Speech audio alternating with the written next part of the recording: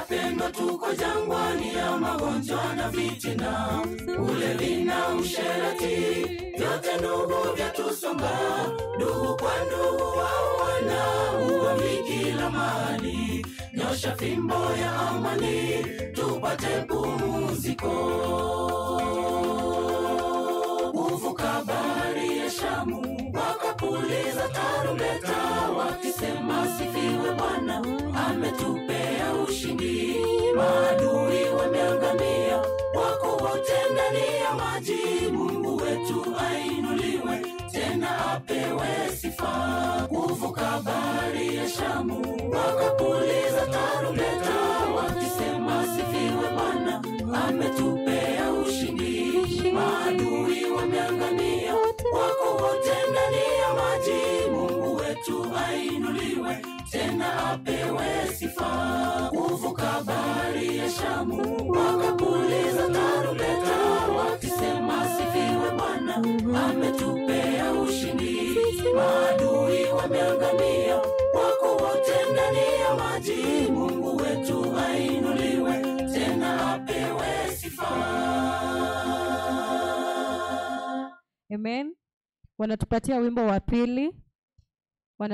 wimbo wa pili. Wanapoendelea kujitayarisha, tunaimba wimbo namba 10. Kristo wa neema yote, twende. Kristo wa neema yote, imbisha moyo wangu. Mivulizo ya baraka inaamsha shangwe kuu. Unifunze nikupende, nikuandame kote. Moyo wangu ukajae furaha na tumaini. Namshukuru sana Bwana, aniwezesha huku.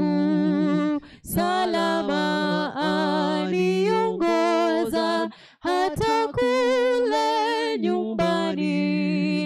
Yesu alinitafuta njiani mbali kwake, akatoa damu yake nipone hatarini. Wanapotoka Senior Youth,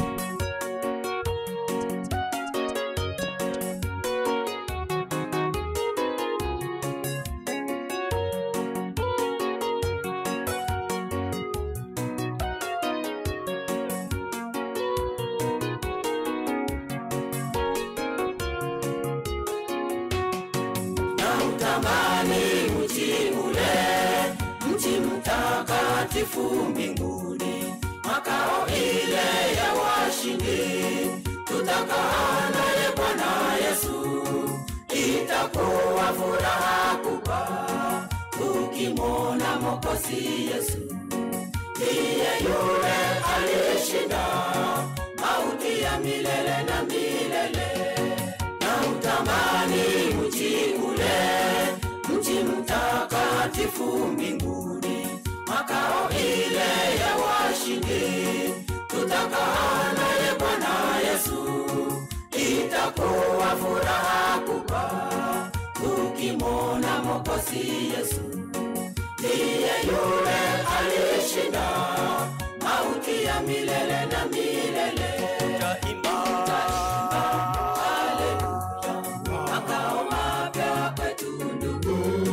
Washindi wata ruka ruka kama ndama siku hiyo. Ipe moyo siku yaja, tutakula vinono kwetu. Kaza mwendo, tutafika makao ile ya washindi. Tutaimba haleluya, makao mapya kwetu ndugu. Washindi wata ruka ruka kama ndama siku hiyo.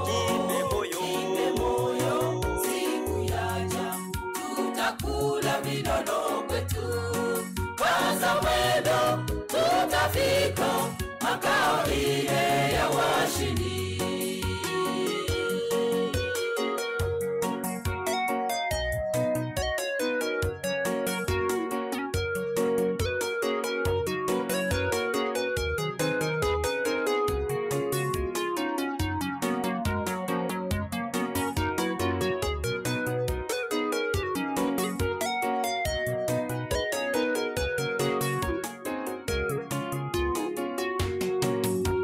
hamisha mawazo yangu kutoka dunia hii ya dhambi.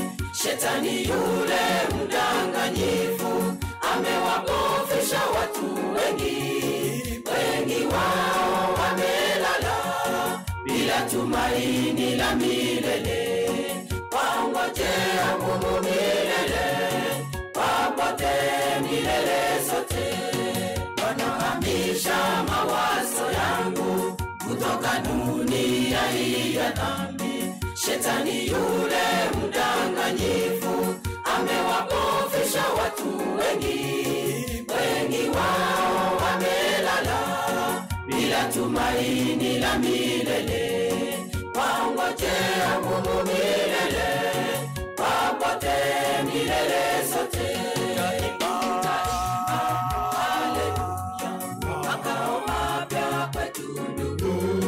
Washindi wote rukaruka kama ndama siku hiyo. Jipe moyo, siku yaja tutakula vinono kwetu. Kwanza mwendo tutafika makao ile ya washindi. Haleluya, makao mapya kwetu ndugu. Washindi wote KCC tukaribia.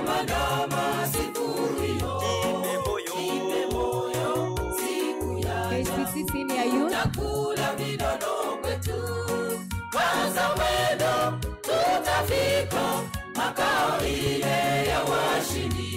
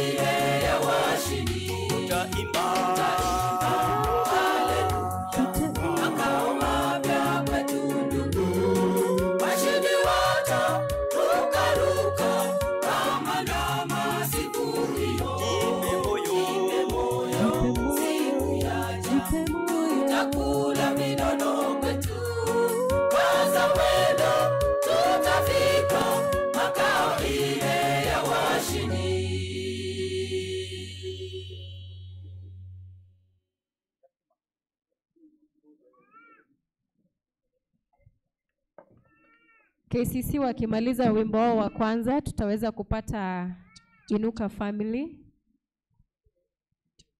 Wakimaliza tutapata Inuka Family waweze kutubariki pia na nyimbo 3.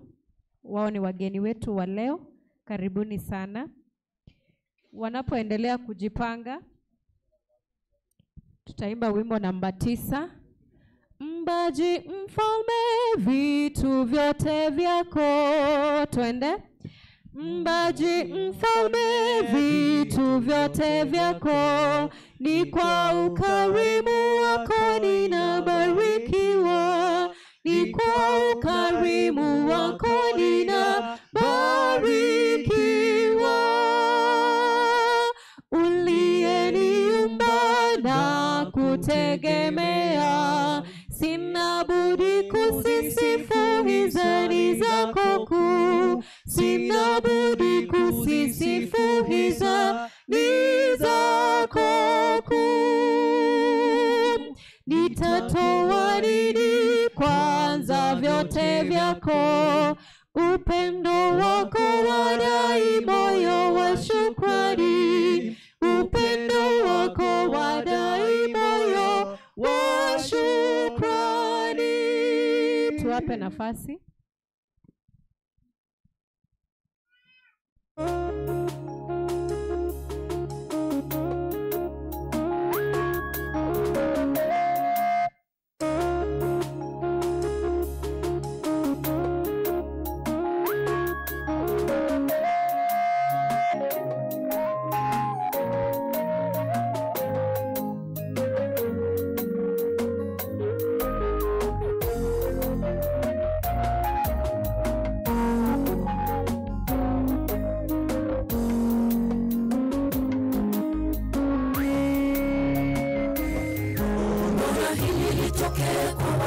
wa Mungu, kufuata mambo ya ulimwengu.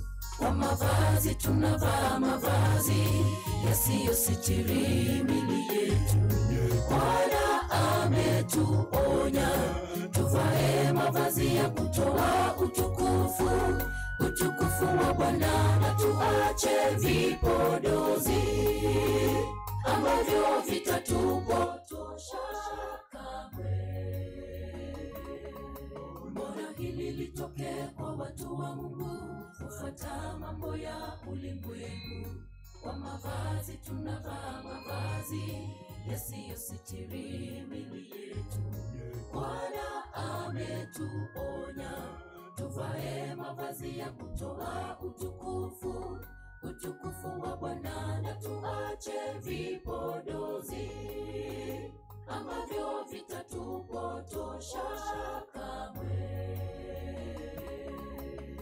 Kwa mavazi ya kusitiri miili yetu, utukufu wa Bwana utaonekana, na tutakuwa watoto wa kifalme.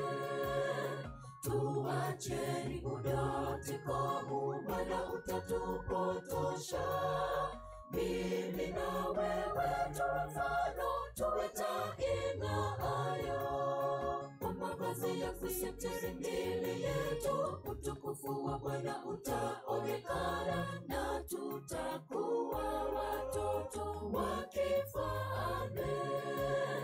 Tuacheni udoti komu, Bwana utatupotosha. Mimi na wewe tuwe mfano, tuwe taa ing'aayo.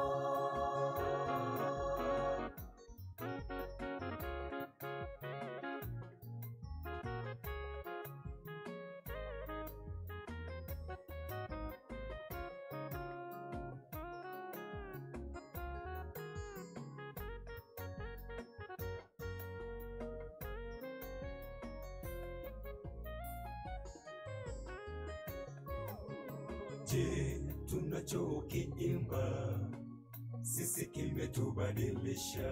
Wahubiri wanahubiri maji, lakini wao hunywa mvinyo. Inashangaza kweli, hata kula kwetu kumpendeze Mungu, tusije tupiliwa mbali. Je, tunachokiimba sisi kimetubadilisha?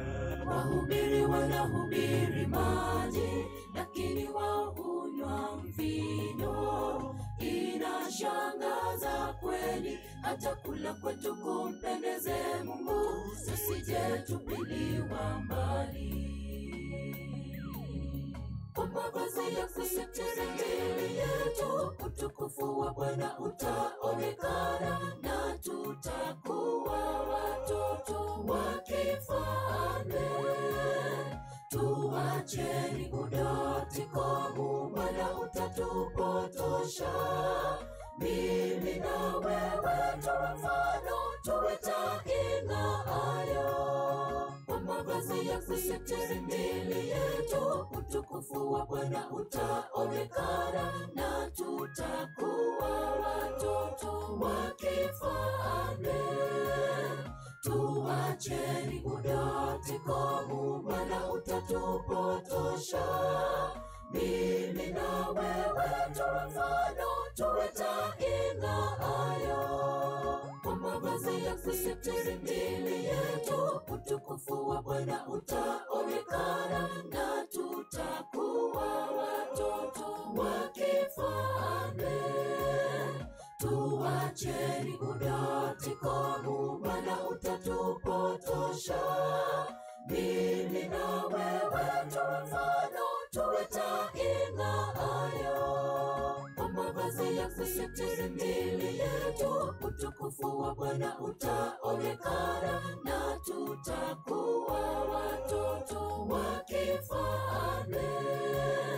Tuacheni udoti komu, Bwana utatupotosha.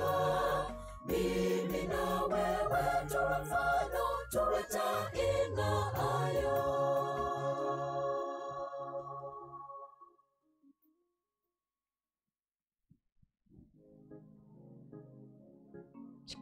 wanapotupatia wimbo wao wa pili, mitambo ikiendelea kutengenezwa,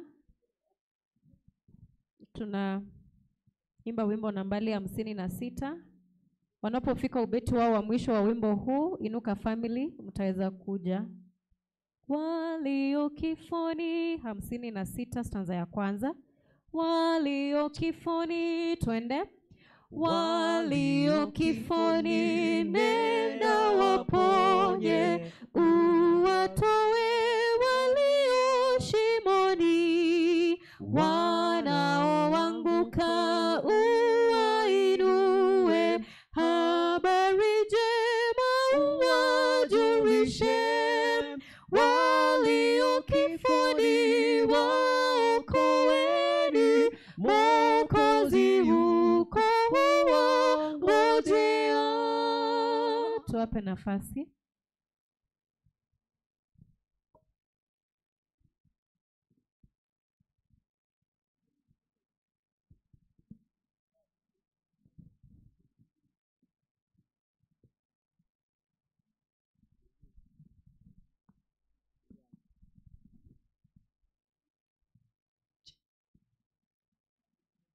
Wajapo alitupe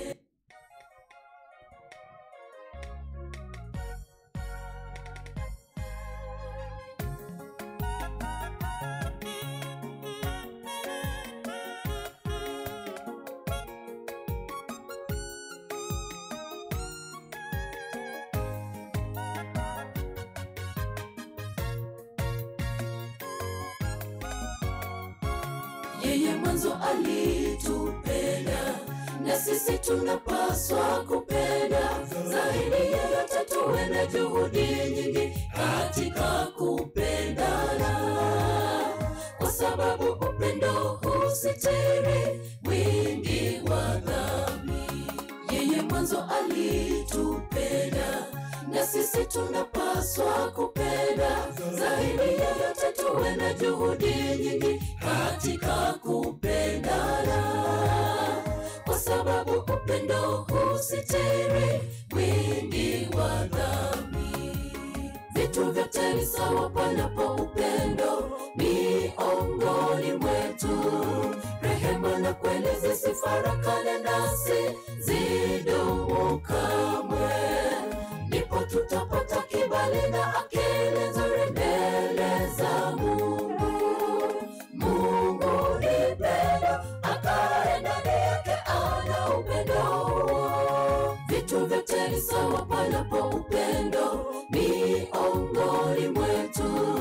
Rehema na kweli zisifarakane nasi, zidumu kamwe.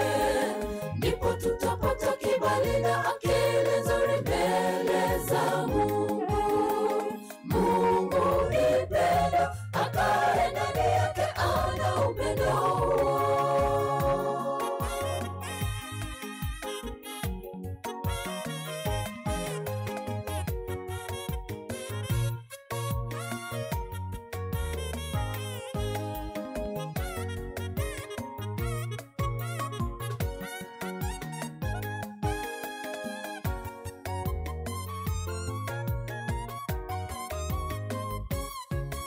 Haiwezekani mtu aseme kuwa anampenda Mungu na hapo anamchukia ndugu yake. Huyo ni muongo. Kwanza tuwapende wale tuwaonao, ndipo tumpende Mungu. Haiwezekani mtu aseme kuwa anampenda Mungu na hapo anamchukia ndugu yake. Huyo ni muongo. Kwanza tuwapende wale tuwaonao, ndipo tumpende Mungu. Vitu vyote ni sawa panapo upendo miongoni mwetu. Rehema na kweli zisifarakane nasi, zidumu kamwe. Ndipo tutapata kibali na akili nzuri mbele za Mungu. Mungu ni pendo, akae ndani yake ana upendo. Vitu vyote ni sawa panapo upendo miongoni mwetu. zisifarakane nasi, zidumu kamwe. Ndipo tutapata kibali na akili nzuri mbele za Mungu. Mungu ni pendo, akae ndani yake ana upendo. Vitu vyote ni sawa panapo upendo miongoni mwetu. Rehema na kweli zisifarakane nasi, zidumu kamwe. Ndipo tutapata kibali na akili nzuri mbele za Mungu. Mungu ni pendo, akae ndani yake ana upendo. Vitu vyote ni sawa panapo upendo miongoni mwetu. Rehema na kweli zisifarakane nasi, zidumu kamwe. Ndipo tutapata kibali na akili nzuri mbele za Mungu. Mungu ni pendo, akae ndani yake ana upendo. Amen. Mungu ni pendo. Inuka family pia wataweza kutubariki kwa nyimbo 2.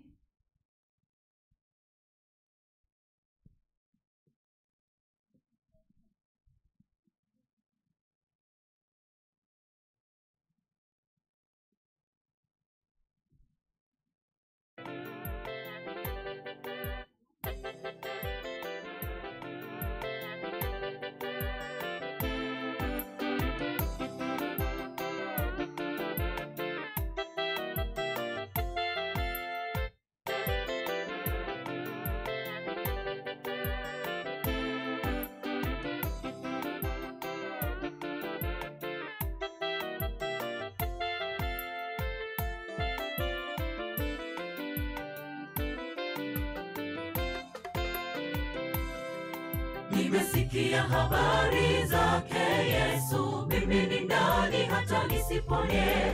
Viziwi, viwete, vipofu wanaona, wafu wanafufuka kwa jina la Yesu. Na mimi nitakwenda, nitafute huo uzima wangu. Nimesikia habari zake Yesu, mimi ni nani hata nisipone? Viziwi, viwete, vipofu wanaona, wafu wanafufuka kwa jina la Yesu.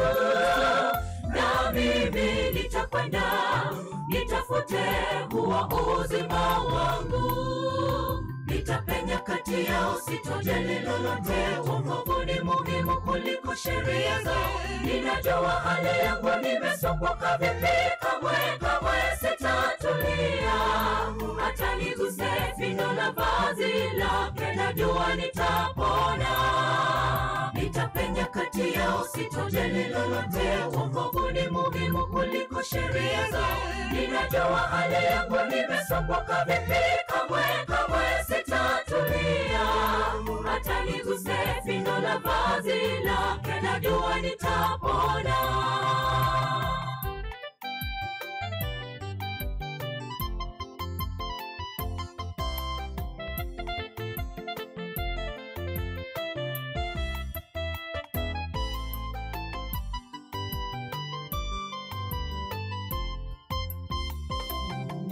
Vikwazo vipo vingi mbele yako, lazima ushinde kwa jina la Yesu.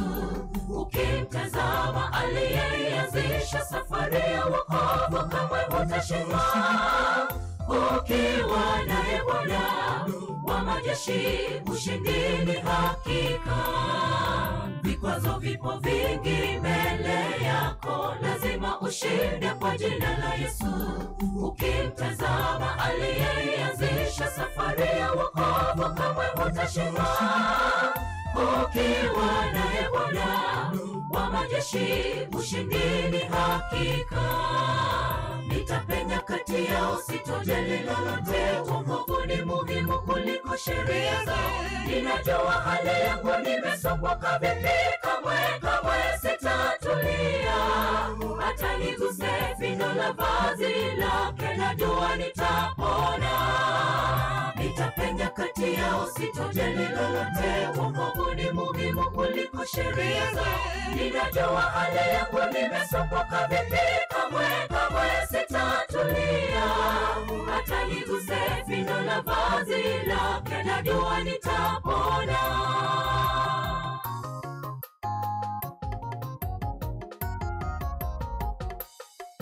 Nitapenya kati yao, sitojali lolote. Wokovu ni muhimu kuliko sheria. Ninajua hali yangu, nimesumbuka vipi, kamwe sitatulia. Hata niguse pindo la vazi lake najua nitapona. Nitapenya kati yao, sitojali lolote. Wokovu ni muhimu kuliko sheria. Ninajua hali yangu, nimesumbuka vipi, kamwe sitatulia. Hata niguse pindo la vazi lake najua nitapona. Nitapenya kati yao, sitojali lolote. Wokovu ni muhimu kuliko sheria. Ninajua hali yangu, nimesumbuka vipi, kamwe sitatulia. Hata niguse pindo la vazi lake najua nitapona. Nitapenya kati yao, sitojali lolote. Wokovu ni muhimu sheria. Ninajua hali yangu, nimesumbuka vipi, kamwe sitatulia.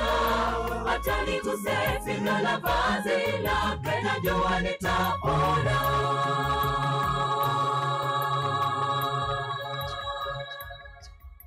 Amina. Wanapotumalizia wimbo wao wa pili wa mwisho, tutapata mora kwa nyimbo 2, alafu then township watafuata.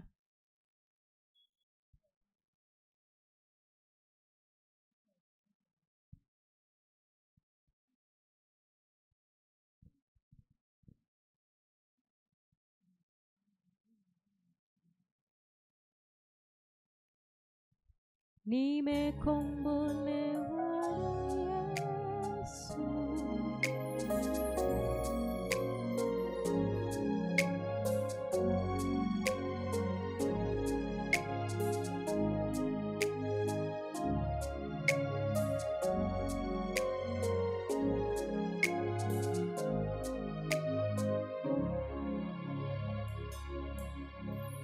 Mungu wetu ni upendo, na alituagiza tuwapende hawa wenzetu tulio nao, kwani hatuwezi mpenda yeye tusiwe baya utawaweka chuki mioyoni mwetu. Upendo umetoweka kabisa, watu wanajipenda wenyewe. Chuki imejaa moyoni, hatuna utu kwa wenzetu. Tudumishe upendo wa Mungu. Upendo umetoweka kabisa, watu wanajipenda wenyewe. Chuki imejaa moyoni, hatuna utu kwa wenzetu. Tudumishe upendo wa Mungu.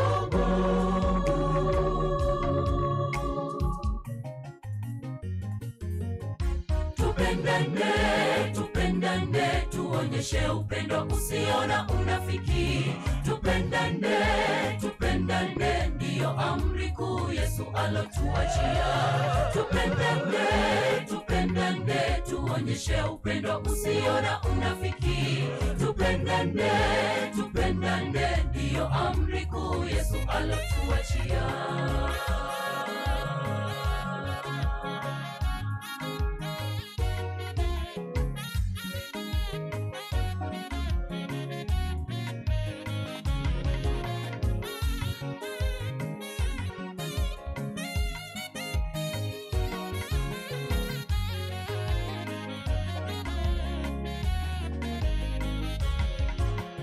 Sasa yapo mambo matatu yanayodumu: imani, tumaini na upendo.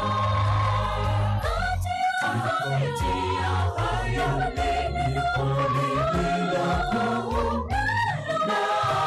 ni upendo. Sasa yapo mambo matatu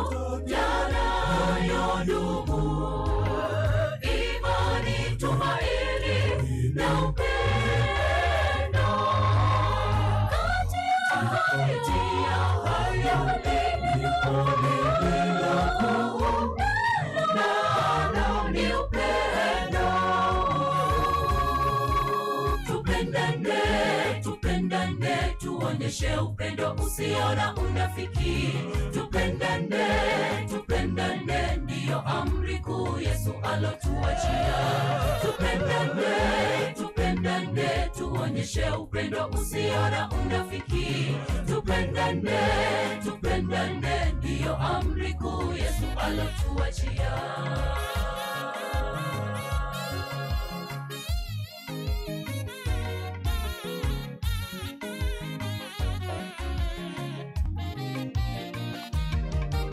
Tupendane, tupendane, tuonyeshe upendo usio na unafiki. Tupendane, tupendane, ndiyo amri kuu Yesu alotuachia. Tupendane, tupendane, tuonyeshe upendo usio na unafiki. Tupendane, tupendane, ndiyo amri kuu Yesu alotuachia. Tupendane, tupendane, tuonyeshe upendo usio na unafiki. Tupendane, tupendane, ndiyo amri kuu Yesu alotuachia. Tupendane, tupendane, tuonyeshe upendo usio na unafiki. Tupendane, tupendane, ndiyo amri kuu Yesu alotuachia.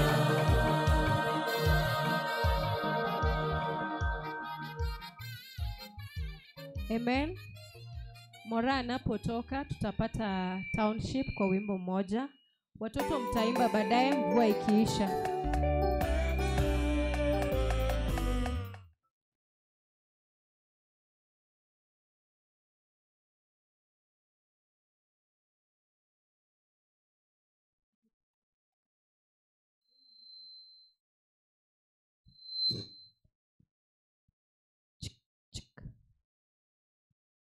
Katika wenye dhambi, twende.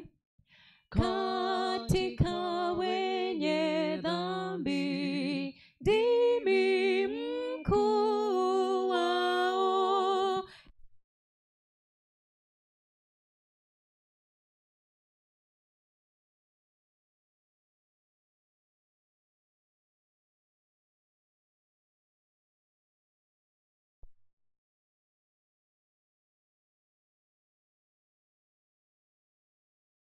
Ajabu, ajabu pendo la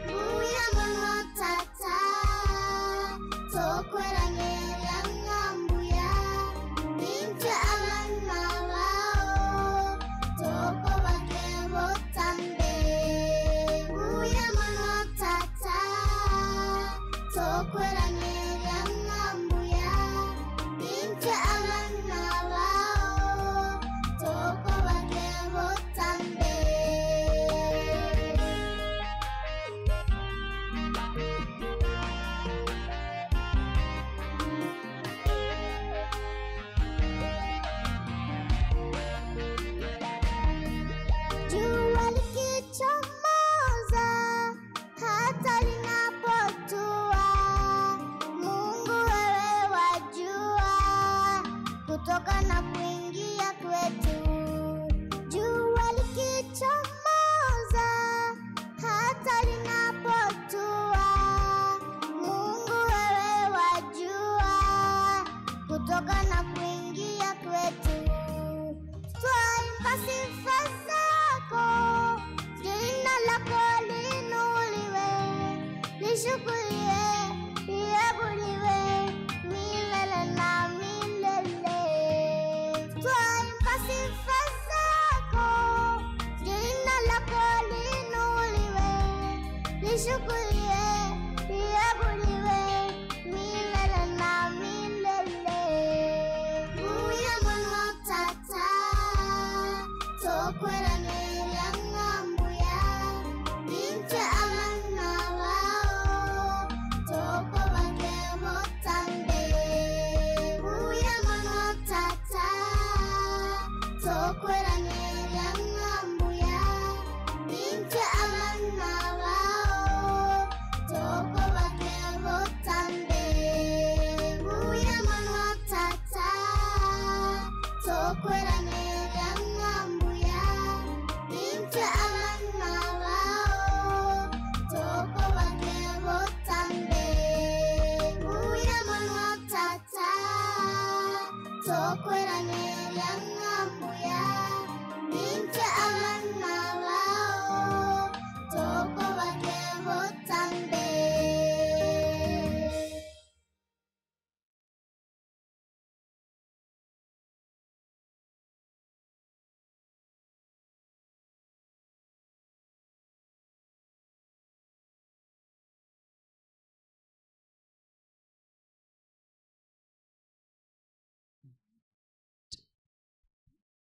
Tutaachia hapo kwa sasa, ama ataimba kwa sasa.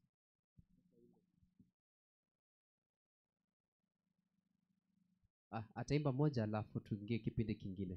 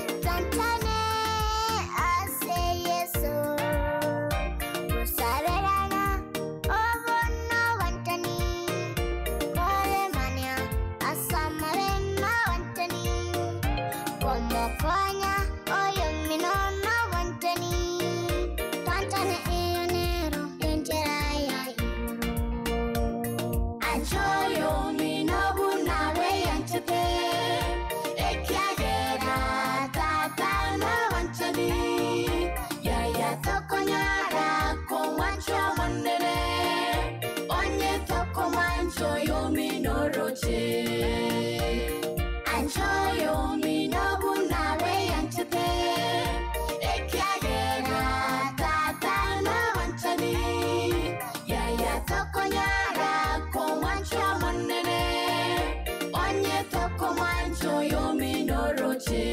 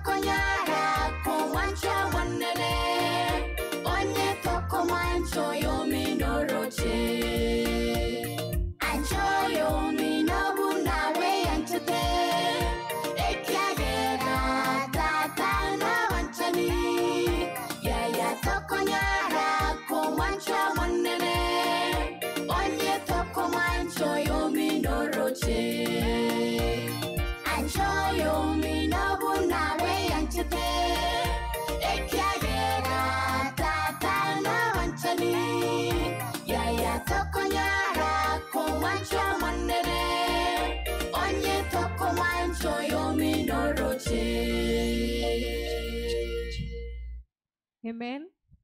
Sasimama na wimbo wetu nambali 199. Upendo ni furaha ni kweli desturi. Naomba tusimame. Upendo keyboard.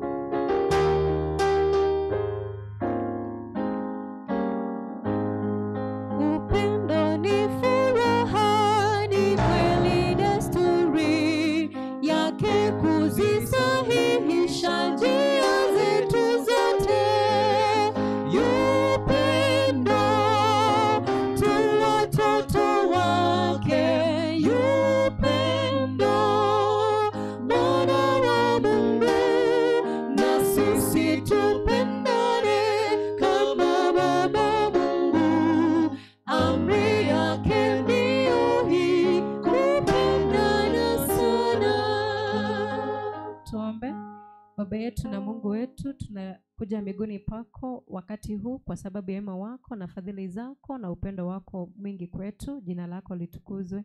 Tusamehe dhambi na makosa.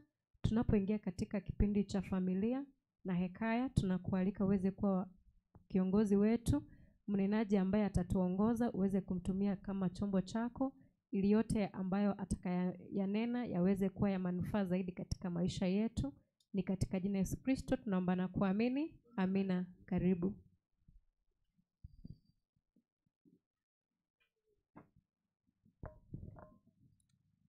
Asante sana kwa hii nafasi ya kipekee. Tunaendelea na somo letu la kifamilia. Tunaelekea kutamatisha mkutano huu wa Injili na tumebakisha siku chache mno. Kwa hivyo leo tunaangalia somo la familia, upande wa fedha, finances. Today we are talking about family finances. Family finances. Hili ndio changamoto. It's one of the major challenges. Finances. Pesa is one of the major challenges in marriages, in families. People struggle because of finances. Na watu wengi wenye wanakuja for counseling services, abantu bagoja kondra sobo semi, abantu abango konyora riti nani golira ase chibese. Kwa hivyo sisi kama Wakristo tunatakana tuelewe vile tunaweza kupanga finances zetu ndio tuweze kuishi na amani. Na ningeomba tusomewe kitabu cha Mwanzo chapter 1 verse 28. Tusomewe kwa Kiswahili. Mwanzo chapter 1 verse 28. Mwenye amepata tafadhali tusomee.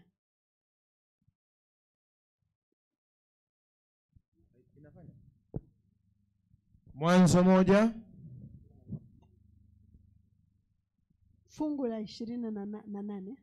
28 inasema, Mungu akawabarikia.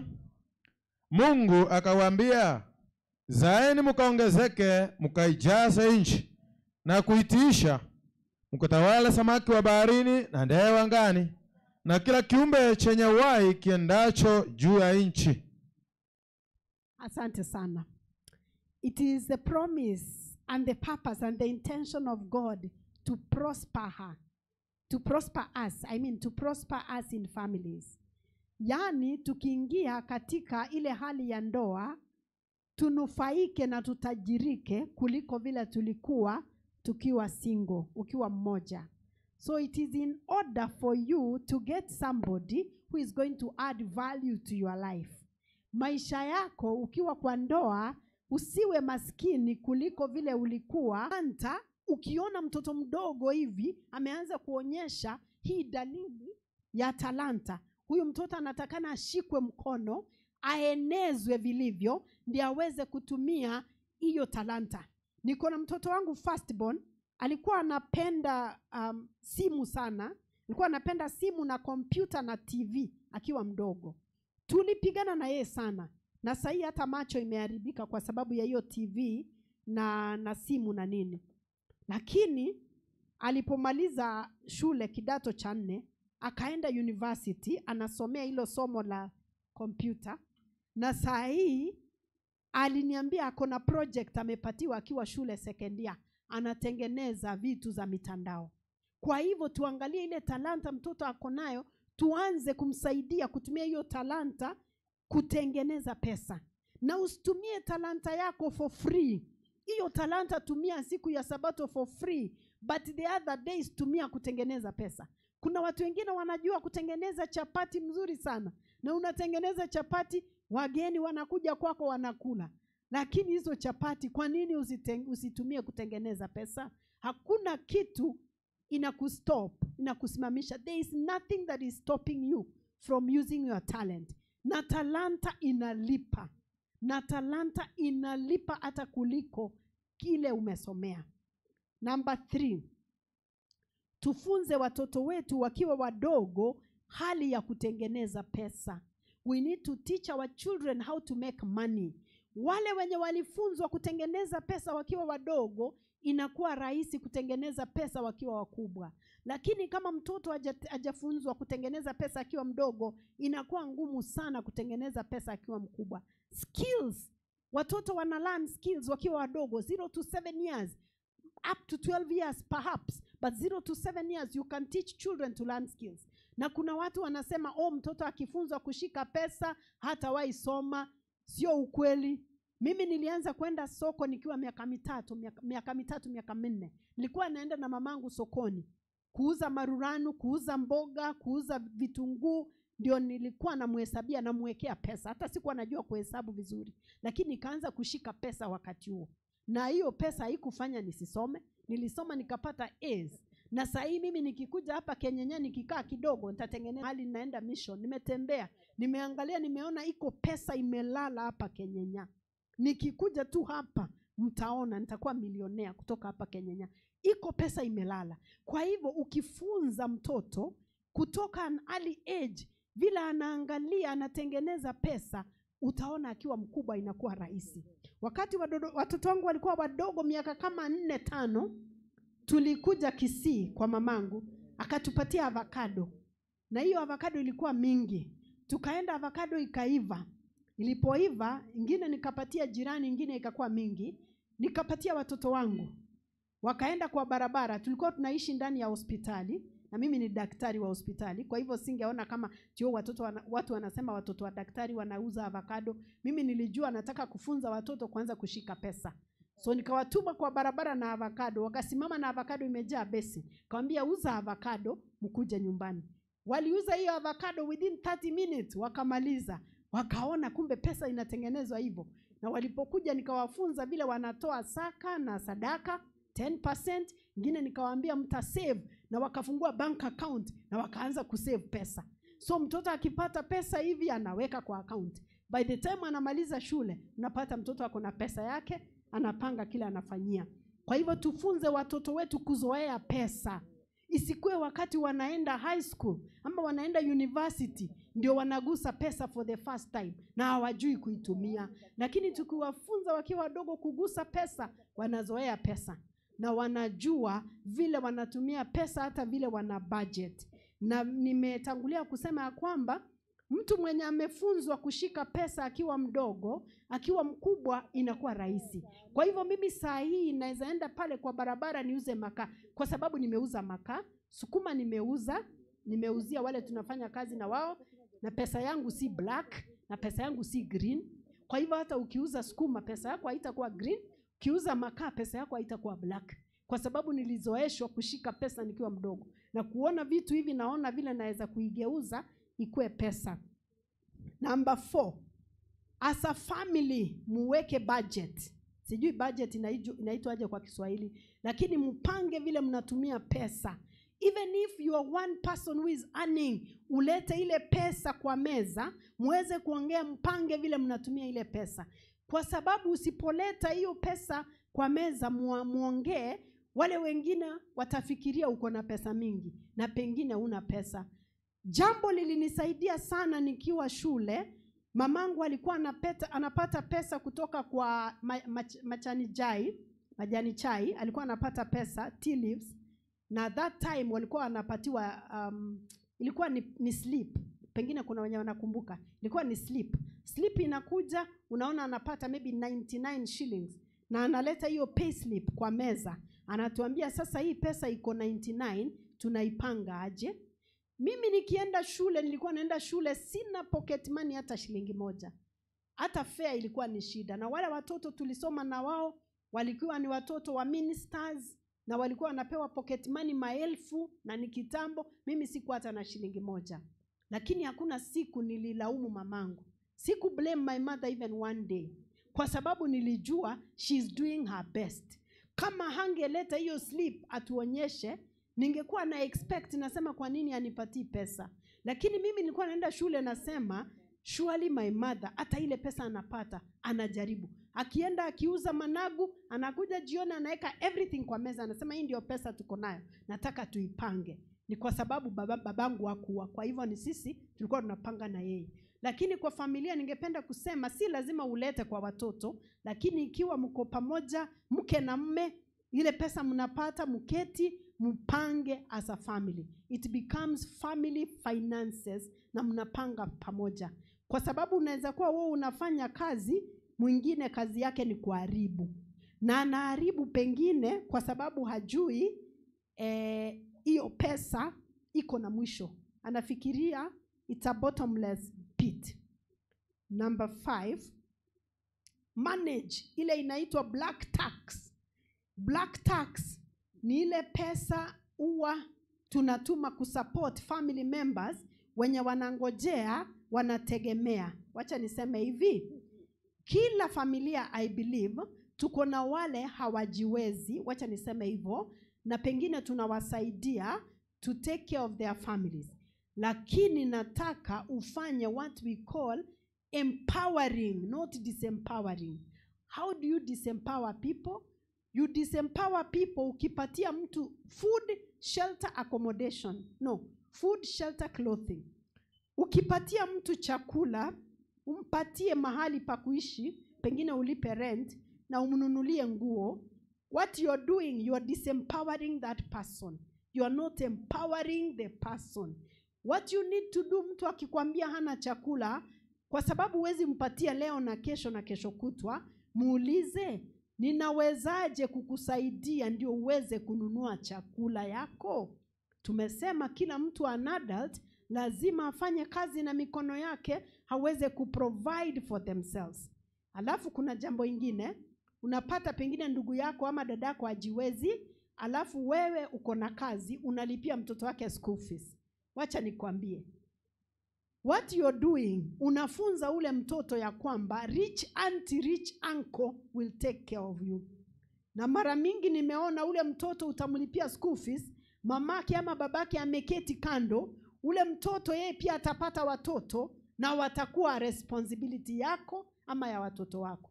Ni akina nani wako hapa wameona hiyo kitu? Ni akina nani wameona hiyo kitu? Acha niangalie upande huu hata kama kamera iko hivi. Nani ameona hiyo kitu? Si ndio? Mikono iko juu. Saa hii sasa una educate grandchildren kwa sababu uliwafunza ya kwamba sio kazi ya wazazi kuelimisha watoto. Unanielewa? Sasa mimi nikiwa na ndugu yangu akiwa na mtoto ako shule, na hiyo ni story ya ukweli, ule mtoto ako shule anahitaji kulipiwa school fees. Hiyo pesa si mingi, naweza kulipa. Na mtu anaweza sema sio pesa si mingi, si hata unamlipia. That is not the point. The point is, what lesson am I teaching my brother's child? Ninamfunza nini? Ninamfunza ya kwamba hata mzazi, na huyu ni mzazi nasema si mgonjwa na hajakufa. Siongei juu ya ule mzazi mgonjwa mwenye amekufa. Naongea juu ya ule mtu anatembea na anakula. So ile lesson nafunza ule mtoto wa ndugu yangu ni hata mzazi akiketi mtoto ataelimishwa. Na ule mtoto wa ndugu yangu atakuwa mkubwa, atazaa mtoto na ataniletea mtoto nimuelimishe. Am I permanent? Am I immortal? I'm not immortal. Hata mimi nitazeeka na nitafariki. So who is going to take care? That is how sisi hapa Africa, especially hapa Kisii, tumeendelea kuenable hiyo culture ya dependency. Unajipata sasa uko na mjukuu kwa sababu ulifunza ule mtoto, nephew, niece, ya kwamba unaweza lipa school fees. So the best thing kuuliza mimi niulize ndugu yangu, nimwambie ndugu yangu, ningependa kukusaidia usomeshe watoto wako. Kwa hivyo naweza kukusaidia aje? Unaweza uza makaa, unaweza uza matunda, uelimishe mtoto wako. Kwa sababu utachukua ule wa kwanza, mbio mbio watazaa watoto kama wenye wamepatiwa tenda. Umeona hiyo kitu? Tenda wanazaa mbio haraka sana. Kwa sababu entertainment ni kutengeneza watoto. Kila usiku wao ni kutengeneza watoto. Kwa sababu wewe unavunja mgongo, you are working so hard, wewe umechoka. Ukiingia kitanda pengine unaingia unalala. Wao wako na nguvu. So kazi ni kutoa watoto kama tenda. My friend, is that what you want for yourself? Na saa zingine wanatoa mapacha twins. Na wanakutolea hao twins. Na ukiwauliza wanasema unataka control, don't control I. Sasa wacha nikuulize, why can I not control you if you are bringing your children to me? Kwa nini nisikucontrol? Na atakwambia kila mtoto anakuja na sahani yake, sawa? Nani anajaza hiyo sahani? Anakuja na sahani yake, unaniletea sahani mimi nijaze. So please let us rethink, ndio watu wafikirie. Sema I can help you, but I want to help you to help your children. You cannot be mwisho wa mwezi ati unafanya shopping, ati unatuma sukari. Kama ni wazazi wamezeeka ni sawa. I understand. Parents, I do that for my mother. Lakini mimi nikuwe nifanyie shopping mtu mwenye ako na nguvu na unamtumania hiyo shopping. He who does not work should not eat. Mwenye afanyi kazi asikule. Otherwise, yes, you have a choice. Otherwise, you have to work for what you are eating. So tufikirie vile tunaweza kuempower people, not to disempower them, because everybody is capable.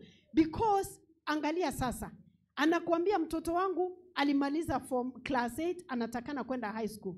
Kabla watengeneze huyo mtoto walikuuliza for permission? Did they come and ask you for permission? You want to make a baby? They did not. So the thing is that whoever you had pleasure making, you have to have pleasure providing. Si ulikuwa na pleasure ukitengeneza huyo mtoto? Si ulikuwa na raha? Sasa kuwa na raha tena kuprovide. Okay, nimeharibu? Sijaharibu, ni ukweli. So this is the thing. Kama mzazi ni mgonjwa ama amefariki, mimi naelewa. So hiyo nasema we can help. But wazazi wako sawa, wanatembea na wanakula na wanakunywa, hata wako na nguvu ya kutengeneza mtoto. na nguvu ya kumprovidea inaenda wapi? Inakosa. Tuache mchezo. Number 6. Be honest in your dealings. Be honest. Ile biashara Mungu amekupatia, ama ile kazi Mungu amekupatia, be honest. The Lord hates dishonest skills. Nyasaye nigangate chira tirichobo limo. Isikuwe unapimia watu nyama, unawapimia watu chakula, unapima ile ratili yako. Umewahi nunua viazi, waru, ukiwa kwa barabara ukitravel? Umewahi nunua? Unawaambia niwekee. Chini na kuambia unapata ni makaratasi. Na ulinunua debe moja, kumbe ni ya kuota debe. Watu wako so dishonest. People are so dishonest. Ama anakuuzia zingine zimeoza. Be honest in your dealings. Be a person of integrity. Na Mungu anabariki kazi ya mikono yako. Iko wengine tuko kanisa, sisi ni viongozi.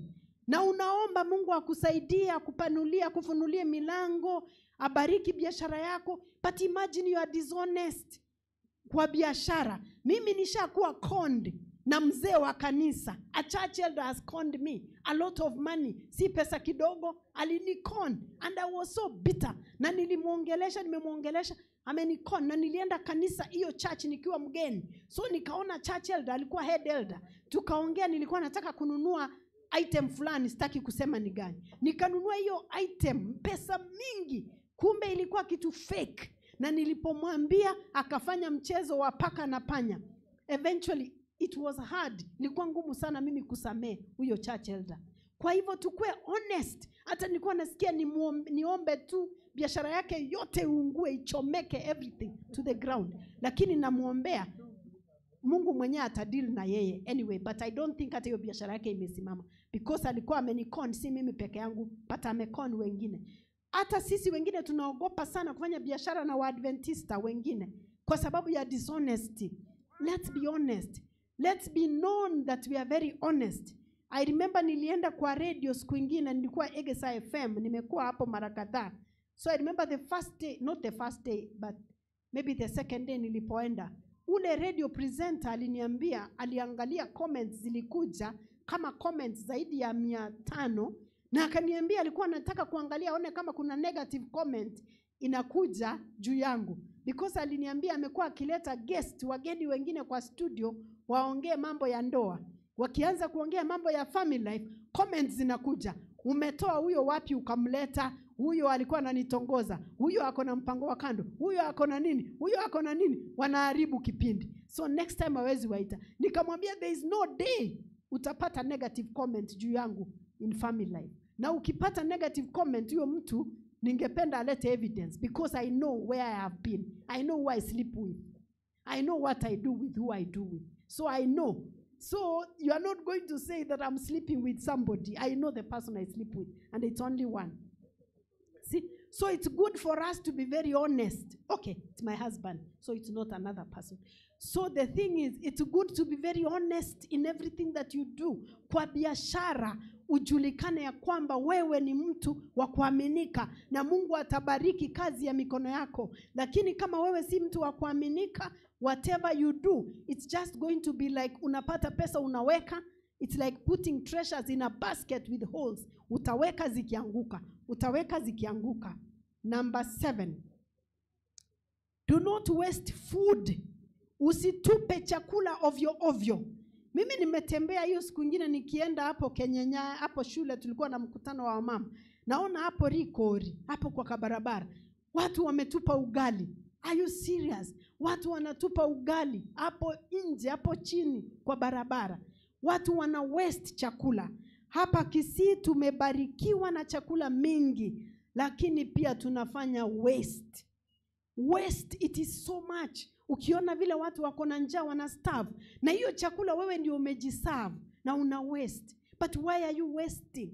Hata kama umekula upate umeshiba na imebaki, tuweke hiyo chakula kidogo, weke side. Omaitawa ntaba bago chagaiga tukagedenge benyare te bago chakotokonye. Abantu abakulie ndagero otigali obwa obeke bagi mochikori chiza chinde. Taribo. Ako imokie ndagere yero chikori ntuomanya korato kubwata twarundo twatukudobo kimako chiga ali bunenduruchi kwamanya gutukuda. Ndekwamanya katanga bano oraro roto konye njira kiuro choran konye. Imagine otugutete ndagira ga bwichete dustbin abago tosonjo maite bato kumisana umaite kina kiako rabate banga anganande na botoba colonize dimbuya senje bakoranga mentally nturanyara we we discipline into abanyene abagina bari gucha onye kamera ndi yanga nara abaligerere mokum bono yani umenyete bintu mbire ga kitogo kora bitari ko make sense umuntu onye kwari endagera ubukima nkwareka kwari bono lanje bwatigara kwa yani ngakyora atugutoboro nando rubuke bonde maragoba nkyoko rugera kuko aburwa lanje bwasarekire tokorose nyine kinyeni obuliere mambi kwamanya gotuguta matuko make kwamanya gotanga bono tolenchara bandonchi beti mugondo igotolenchara egento kende nkumete inkyoko yekero mochere oyeke nobokima orosi nobokima gake. Kwa nini upike mchele upike na ugali? Kwa nini at the same time? Alafu upike nyama, niliambia wamama hivyo, upike nyama unakula alafu unakunywa maruranu kama juice. Kakia maruranu ne juice. Maruranu ne juice. Alafu maragoba tubwatige ntokulira. Tubwatige ntokulira totakaita. Siyo nyama basi ama whatever mayai ungekula lunch, hiyo maruranu wache ukule jioni. Unajua hapa Kisii we eat to finish. Etokoragera gukora. Gangwa n'abantu barabumbaye kubato chaera kini ga kito change. Yani ga nkibono togo koregera kini. We eat to finish. Omuntu abangete kingende ligena enyama n'amabera marurano. Omanya kubeko bokima obeko mochera obekine chabati. Kwa nini? Ibinde bitatunga yokoira. It's the same thing. It's the same thing. Kwa nini? Nachi gutara bono igamambi narora abantu imagine umuntu litoke likongete mugondo nandi kwamenya kwenda kugura mandazi nchira gake ngitugwe iteraika. Unajua karibu kila familia Kisii iko na mtu akona diabetes. Unajua karibu kila familia iko na mtu akona ugonjwa wa sukari. Sasa hii mandazi kwa nini? Umepika marabwani atigerete maragoba kwamenya goitanga na mandazi uimugeti yakubunete neli sakara na mandazi breakfast. Why? Amandazi for what? Kwanyora abantu bacyuke myaka ya igatu umuntu bana akaitenga ne fashion imbwate skari. Tsimbwate rure skari ndeteranga ntetere imero burure skari. Iyo sasa ni fashion. Is that fashionable? Ine fashion. Nechi pigipie chirekerase okogenda akego ngepigipigi epigipigi gotara tutembei natebetia banginanga twamanya kori endagera tari yo kwagacho mobere twaicyorio emebere twaba machagachaga atabwatinguru mwanya korra machagachaga alia akaimukirie chae yetu ndubali bono twimukio mobere twakaga amaliane mtumbetega oborwaire bosa. Kwa hivyo tuangalie ile pesa tunatumia kwa kutupa chakula. Hiyo ni pesa inaweza kutusaidia kwa sababu tuna waste. Tukule ile chakula inatosha mwili. Chakula ingine tuweke itumike kesho na kesho kutwa. Ile chakula ingine tuuze, tusitupe. Kitu ingine ningependa kusema number 8 is be generous, be generous. Ukiona kama kuna mtu unajua akona shida, tafadhali wasaidie badala ya kutupa chakula, share. I remember nikiwa msichana mdogo, nikiwa na miaka kidogo hivi maybe 10 years. Pale kwetu that time abagere bagaitire nechi bunda ngonyole tegenteke. Abagere bagachire nebara nechi bunda. Sasa kwetu abagere walikuwa anakuja wanalala kwetu because walikuwa anakuja wamechoka. So mamangu alikuwa ametenga mahali hao Wajaluo wakikuja na hiyo everane chingoli walikuwa wanakula wanalala kwetu. Asubuhi wanaamka wanaendelea kutembea. Na mamangu alikuwa ametufunza ukipika chakula huwezi pika chakula kidogo, unapika chakula extra, na alikuwa anasema eyene ya abaina ni banyore bali. So we always had extra food. Wale Wajaluo wakikuja wametembea long distance wanakula chakula, tunawapatia maji, wananawa mikono, wanalala hapo. Na ninaweza sema walituachia mibaraka. Hawakuwa hata Wakristo, lakini walituachia mibaraka kwa sababu tulisoma. Hata unajua saa zingine ukiwa reserve hivi na wewe ni mjane, huna uwezo watoto wako wakisoma, mtu anasema wewe ni mchawi. kwa sababu watoto wako wasome wasipate mimba, na wengine wanapata mimba na watu wako na pesa, watoto hawasomi. Kwa hivyo be generous. The Bible says ya kwamba wajane na orphans, mayatima na strangers, orphans, widows and strangers, those are needy people. Strangers, those are needy people. Tusaidie, tukue generous. Mungu akikubariki, unajua uweke kitu kando ya kumbariki. Mimi niliwaambia sikulelewa katika familia ya Kiadventista, lakini kitu moja mamangu alinifunza wakati mchache alikuwa anabatizwa. Alibatizwa kama mara 5. Hata tulimwambia yeye ni ontimbu, anaenda tu kuswim. Koza alikuwa anabatizwa kidogo tena anarudi ile hali yake ya pombe. So wakati mdogo tu akiwa amebatizwa ameingia kanisa, mamangu anakuwa huwa anafuata maagizo kama mimi. She's very firm. So wakati mdogo tu akienda kanisa alikuwa anafuata kila kitu kila anafunzwa. Kwa hivyo kuna jambo moja walipofunzwa kutoa tithe, saka. Tukienda shambani, tukilima, tumeleta mahindi nyumbani, tunaweka kiage, granary. Alikuwa anasema tunarusha 1, 2, 3, 4, 5, 6, 7, 8, 9. Ya 10 inakuja kando. Hivyo ndio nilielewa mambo ya saka nikiwa mtoto mdogo. So tulikuwa tunahesabu. Kama ni ndizi unahesabu 1, 2, 3, 9. Ile moja unaweka kando, tunapeleka kanisa. Kama ni kuku ametaga mayai, mamangu alikuwa anahesabu 1, 2, 3, 9. Ya kwanza, ya 10 anapeleka kanisa as tithe. Na ni wakati mdogo tu akiwa kanisa. Mimi nilijifunza mambo ya kutoa kutoka hapo. Na saa hii nikipata pesa, hata ukinipatia kula lunch, lazima nitoe 10% for tithe. Na nimefunza watoto wangu. Kwa hivyo huwa kwetu kama ni Friday, unapata kila mtu ako na bahasha yake. Kila mtu ako na bahasha. Anasema, nataka kutoa, natoa tithe. Unapata ameweka 10 bob pale. Hata kama aendi hiyo kanisa yetu, anasema nipelekee tithe yangu, nipelekee saka yangu. Kwa hivyo tufunze watoto wetu kuwa generous. Giving to God. Huwa inanitia huzuni sana nikiona pastor, mchungaji, ama abarisia, wazee wa kanisa, wanakuja wanajaribu kubeg. Yani mzee wa kanisa anaongea mpaka ana sweat, akijaribu kuconvince utolee Mungu. Mimi sioni kama hilo ni jambo. Kama sisi watu wenye tumebarikiwa, unatakana ukue convinced. Kwa sababu God is asking for a percentage. Wewe kama unapata shilingi 10 ni shilingi 1. Ule kama anapata 100 ni shilingi 10. Na usiseme ya kwamba utoi saka na sadaka kwa sababu huna. Kama uwezi aminika na 100, uwezi aminika na 1000. That's the way it goes. If you cannot be trusted with 10 bob, God cannot trust you with 1,000 or with 100 shillings. You have to be trusted na ile kidogo uko nayo. Jambo lingine, niko karibu kumaliza. Children are to take care of their parents. Wazazi walilea watoto na wazazi wengi nguvu zimewaishia.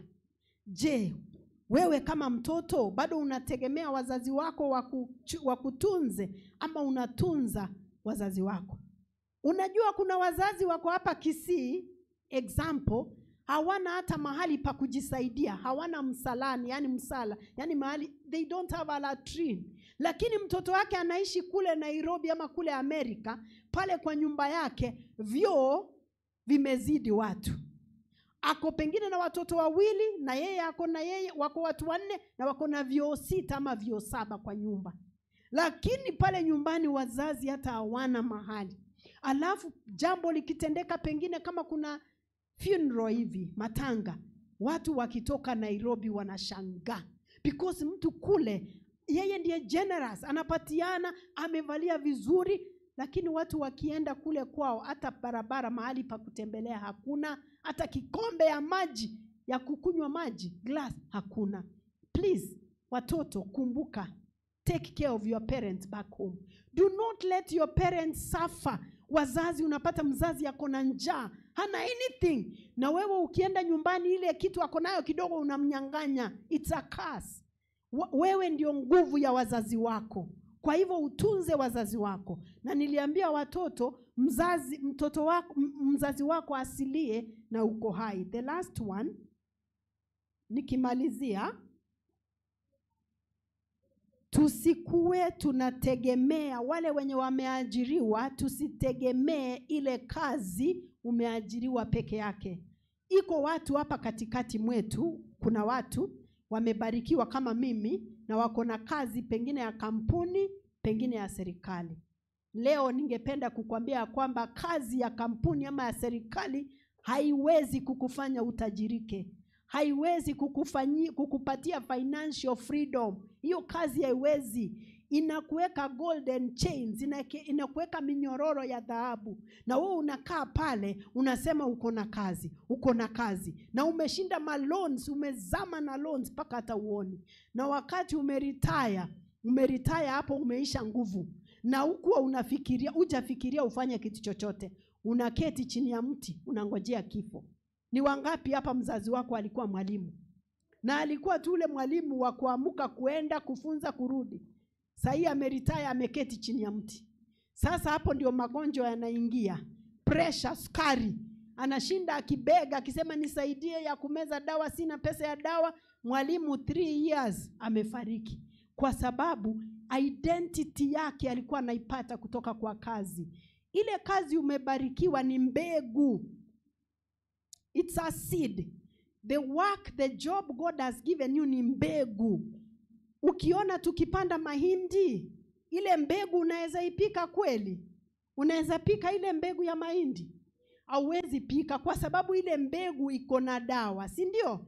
Si ile mbegu inawekwa dawa, ndio usikule ile mbegu, uweze kupanda. Kwa hivyo ile kazi umeajiriwa, ile mshahara unapata, yale matokeo unapata, mafani whatever, chibesa chilioko nyora, hivi sababu bilioko nyora, kurua segas, hiyo ni mbegu. Hiyo sio kitu ya kukula, hiyo ni mbegu unatumia upande, ndio uweze kupata, kubarikiwa, kufanikiwa, kupata pesa.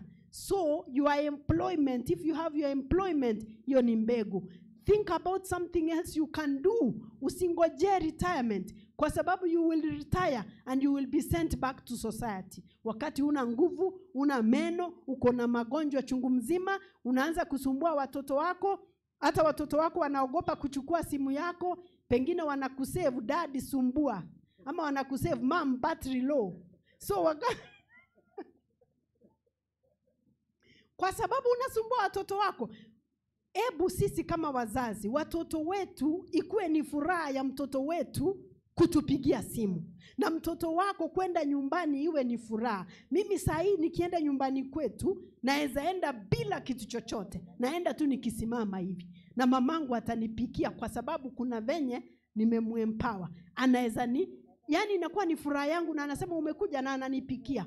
Yuko watoto wengine wanaogopa kwa sababu akienda hajabeba kitu, hakuna kitu atapata. Kwa hivyo sisi kama wazazi, wale hatujazeeka sana, ufikirie ni kitu gani unaweza fanya. Na tusaidie watoto wetu jameni. Kuna watoto wetu wako college, wako university. Nao watoto wanategemea sana kuajiriwa. Na kuajiriwa ni sawa, lakini nataka nikuambie Kenya yetu imebadilika. Hivi karibuni tumeona interns, madaktari, wale wako training wengi, wameweza kujitoa uhai. Na wengi wamejitoa uhai, wameandika wakisema hawana matumaini. Kwa sababu wamekaa nyumbani mwaka mzima, serikali haijawatuma internship. Na walipotuma internship, wakaambiwa ile stipend, ama ile mshahara wanapata internship, inakatwa mara 3. Ndio ikakatwa wakakubali, kwa sababu waliona ni vizuri, hata ikikatwa hivyo, at least wamalize internship. Sasa wamechapa kazi day and night, 4 months, hawajalipwa kitu chochote. Na wengi ndio tegemeo kwa familia. Pengine ni firstborn, baba alichukua loan akamfunza. Na akasema mtoto wangu utakuwa daktari, utusaidie na ukue na gari kubwa, nyumba kubwa. Lakini mambo yamebadilika. Tufikirie abana baminto. Tujue ya kwamba hii education system ililetwa no monto morabu. Omonto morabu galetete amasomaya egereto baba somba. Do you understand? Saa hii vitu zimebadilika. Kwa hivyo tufikirie ile kitu unaweza fanya, ndio watu wasome. Mimi nasema watu wasome, wapate madegree. Lakini hata ukipata madegree, ufikirie wewe mkono yako ni kitu gani unaweza fanya. Na unaweza kuwa na income from different sources. Ukipanda mti sahi, iko vijana wengine hapa wanataka kuoa. na wako 21 years 22, hana mti, hata mti wa avocado. Ujapanda hata mti wa avocado, ule avocado izae avocado, na unafikiri unaweza zaa mtoto. Sasa unazaa mtoto na ujapanda mti izae avocado. Are you serious? Hebu tuambie watoto wetu kabla uoe ama uolewe, hata upande ndizi jameni. Panda ndizi, itoe chakula tuone, kwa sababu you have to show. You can't just be talking. Unatembea tu, iko internet, na wengi anakuambia mimi nimetafuta kazi sijapata. Lakini TikTok, anajua kuingia TikTok na kuweka video. Lakini kutafuta kazi ama kutafuta kitu ya kufanya ama kutumia mtandao. Unajua kuna wengi sana, naenda kumaliza sasa. Kuna wengi sana wametumia hii internet kutengeneza pesa. Mimi wangu nawaambia niko na internet kwa nyumba, lakini nisipate mtu anatumia hii internet kufanya useless things. Na mimi internet ndio natumia, ndio napata pesa inawalisha. Alafu wewe uko kwa hii nyumba na hii internet hakuna kitu inakusaidia. Alafu unanisimamia ukiniitisha sijui sabuni, sijui nini na nini. Hapana, haiwezekani. Lazima utumie hiyo internet kutengeneza pesa. Sasa saa hizi watu hawako kwa maofisi kulipa rent. Your airtime is your rent. Your phone is your office. Wale wako na smartphone, simu yako ndio ofisi. Airtime ni rent. Huwezi kuwa unaweka credit hati unapiga simu alafu imagine unapiga simu kucheka. Kwa nini? Cheka, lakini cheka kidogo.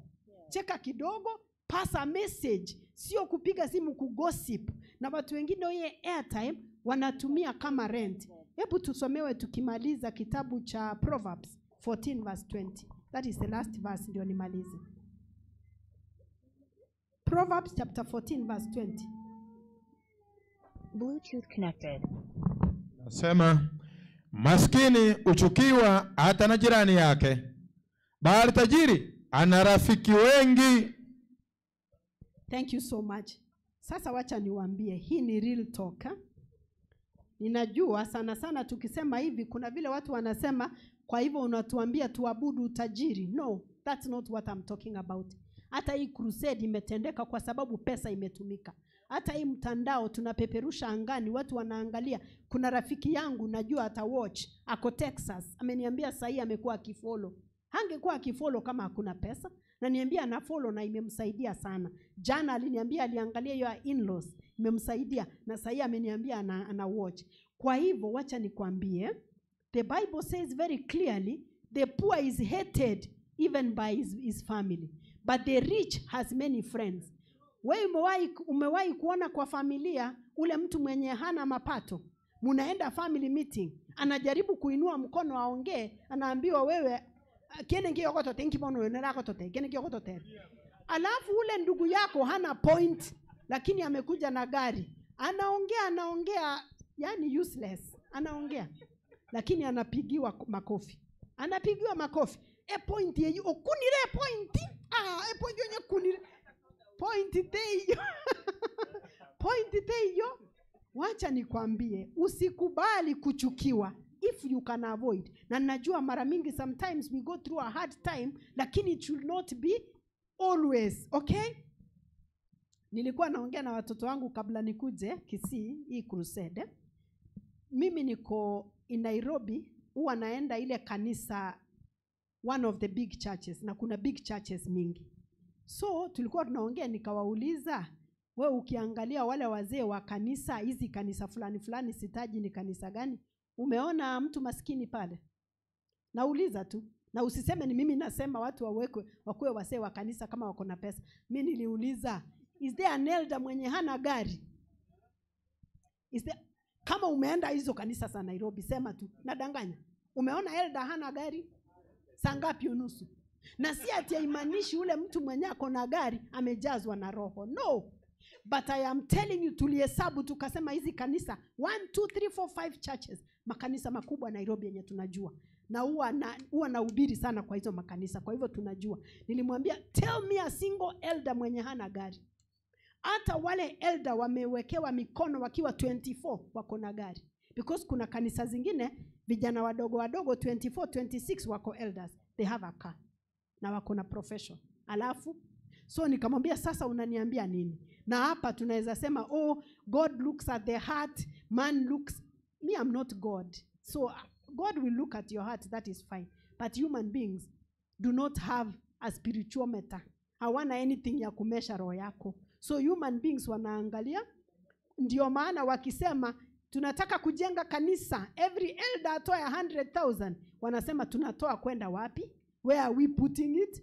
You know, that is the question. Every elder, give 100,000. Give us the account number, send the pay bill. Sio kusema, sasa 1,100, hiyo ni mingi. Unajua saa hii ni Disemba, na watoto wanaingia, tunaenda Christmas, tutaenda ushago, watoto wanaenda shule, pengine tungepunguza kidogo. No. Those are not the questions. The question is, give me the pay bill. I can pay. Unaweza sema nina glorify pesa. The love of money is the root of all evil. That is not what I'm talking about. But I am saying it is the intention of God to bless, to prosper. Amen. And it's clear that the poor will always be with us. Kwa hivyo kama Mungu amekubariki, because hizi vidole hazitoshani, and we are not at the same pace, be generous. Kwa ile pesa unapata, weka kando saka na sadaka, na tena weka kando ya kusaidia mtu mwingine. It is my prayer today that God is going to help us so that we can experience financial freedom, ndio tutoke kwa minyororo ya umaskini na minyororo ya shetani. Amen. Leo ningependa kuombea kila mtu, because I think all of us, even me, I want financial freedom. So I think it's a need. Nataka kuombea kila mtu nikimaliza. Hebu tuombe. Our Father and our Lord, we thank you so much for your love. We thank you for your care. We thank you for the many blessings. And we thank you for the rain. We thank you for the lessons that you continue teaching us. This evening, Lord, you have challenged us, and I want to pray for your children. If there is anybody who has been struggling in poverty, I want to pray that you may break the chains of poverty, that your children may prosper, that their children may be fed, their children may go to school, their children may be provided for. Many times, Lord, we have walked in shame, and people have doubted this gospel. We are the remnant church, and yet many times we have brought disrepute to your holy name. I pray that we may no longer walk in shame. Many of us may need to stop wasting. Many of us may need to work with our hands. Many of us may need to wake up earlier. Some of us may need to be generous. Some of us may need to be faithful in our tithes and our offerings. Some of us may need to think of something else we can do other than the jobs that we have. Lord, how I pray that your bidding is going to be your enabling, that your children are going to be faithful. Some of us may indeed be using false skills. I want to pray for honesty, for integrity among your people. The many ways in which we have ashamed your holy name, I ask that you may forgive us. I pray that you may bless us. And even as you bless us, because the Bible tells us, all silver and gold belongs to you, even the cattle on 1,000 hills. Even as you bless us, may we always have eternity in view, and may we always know that you are the one who has blessed us, and we look at you so that we don't look at these things that you have blessed us with. Because on Christ, the solid rock, we stand. All other ground is sinking sand. Be with us now and forevermore, for it's in Jesus' name we have prayed and believed. Amen. Amen. God bless you.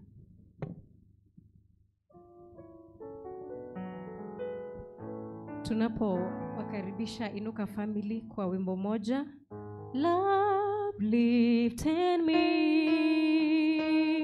Love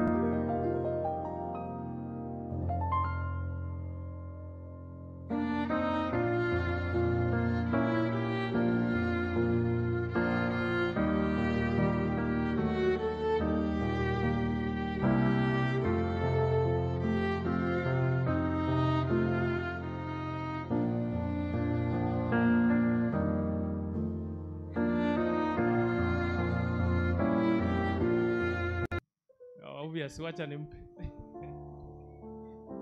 Nashukuru sana Pastor, Mungu akubariki kwa kazi nzuri. Bwana asifiwe. Bwana asifiwe tena. Pole kwa ubaridi, lakini yale tumepata ni makubwa, ni mazito kuliko ubaridi. Na wakaribisha tena, mjisikie miguuni pa Yesu. Haleluya. Sasa nimesimama tu kusema juu ya watoto wetu. Siku ya Sabato watoto wote watakuwa in uniform. Sekef uniform. Kama mtoto hana Sekef uniform uchamununulia, tafadhali mtafutie afae black and white. Lakini kama hana tena kabisa, asikose kufika, akuche. Kwa hivyo sote tukaribie pale, na wanawake tusidi kuambia wanawake kesho kuna mkutano, tusisahau na tutiane nguvu. Women ministry tutakuwa katika uniform ya women ministry siku ya Sabato, ile ya field. Kama huna ya field, faa ya black and white kama women. Kama orange, mobeke uniform ye ko tuorokia, nari no nyamo kungoyo toko musabakende na atorose no ene senteria banginere moinaria arore ngamoro.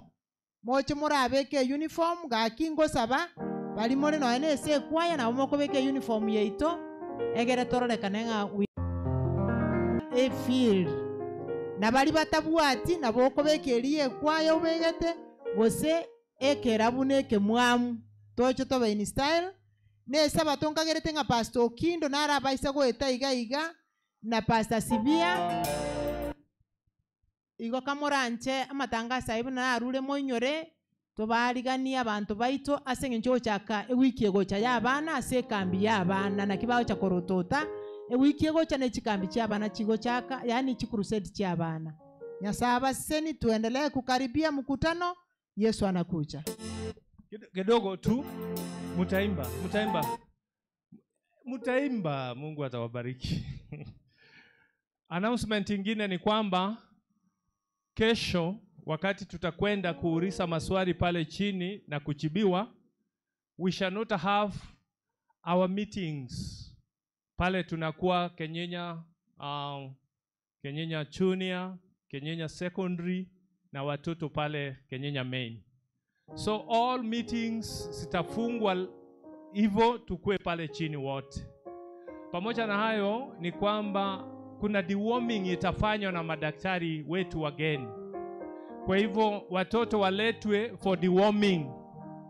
Munasemaje watu wa Mungu? Ya, wenda mtoto amekaa kwa muda atapata ile dawa ya minyoho. Wako na dawa hizo wanataka kupeana free. So tomorrow come bring your child to be dewormed.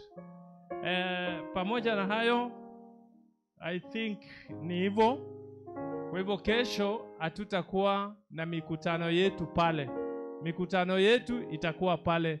Vijana, watoto, watu wazima tukue pale. Mahali tumekuwa kufundishana. I think there is a question that it triggered your mind that you must understand well. Come and ask your question and then it will be answered down there. Kwa hivyo tukue pale kuuliza maswali yetu na uliza swali ambaye ni constructive. Yani tobolia maswali yari abwate chi uniform.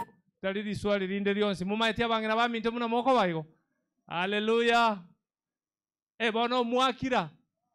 Basimbu ya mono ayanda gocha na botorabo iranere. Saa mbili kamili. So saa 2 saa 3 uko pale kanisani.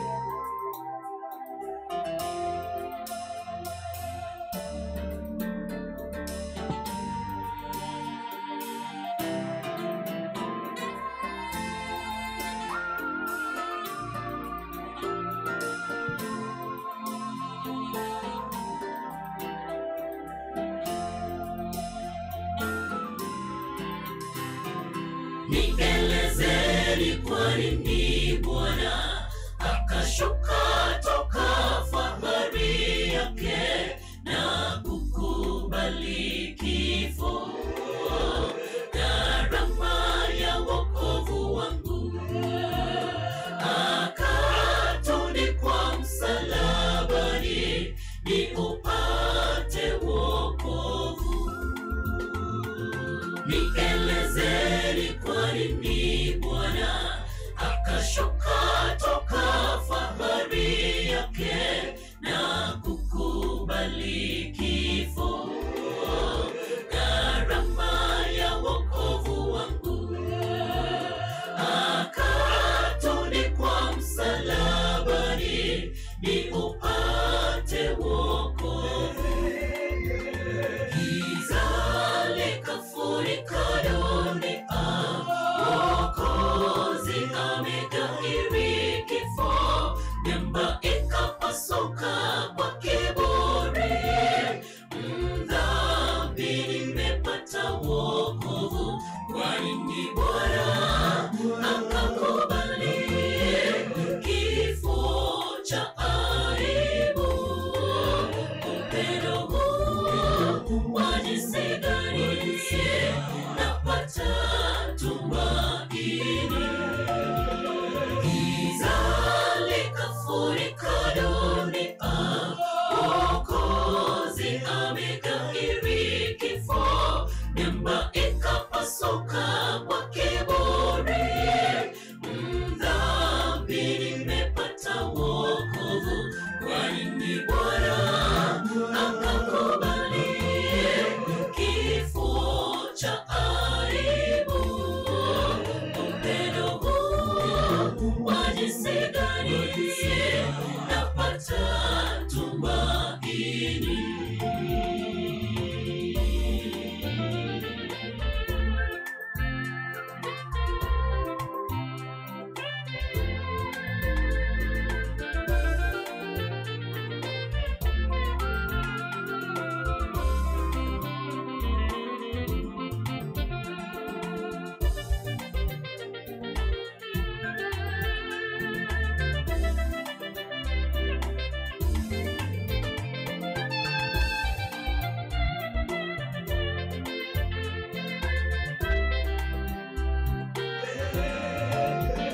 Giza likafurika dunia, Mwokozi ameghairi kifo, miamba ikapasuka kwa kiburi, mdhambi nimepata wokovu. Kwa nini Bwana akakubali kifo cha aibu? Upendo huu wa jinsi gani napata tumaini. Hamna kitakachotutenga na upendo wa Mungu, sio dhiki au njaa, wala mauti hayatatutenga.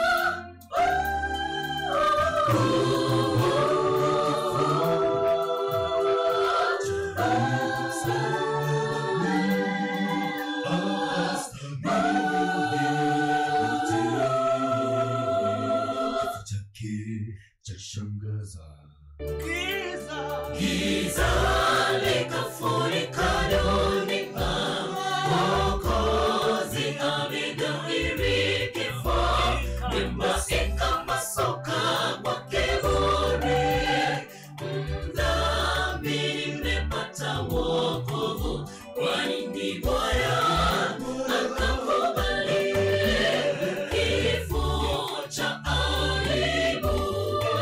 Upendo huu wa jinsi gani napata tumaini. Kwa nini Bwana akakubali kifo cha aibu? Upendo huu wa jinsi gani napata tumaini. Kwa nini Bwana akakubali kifo cha aibu? Upendo huu wa jinsi gani napata tumaini.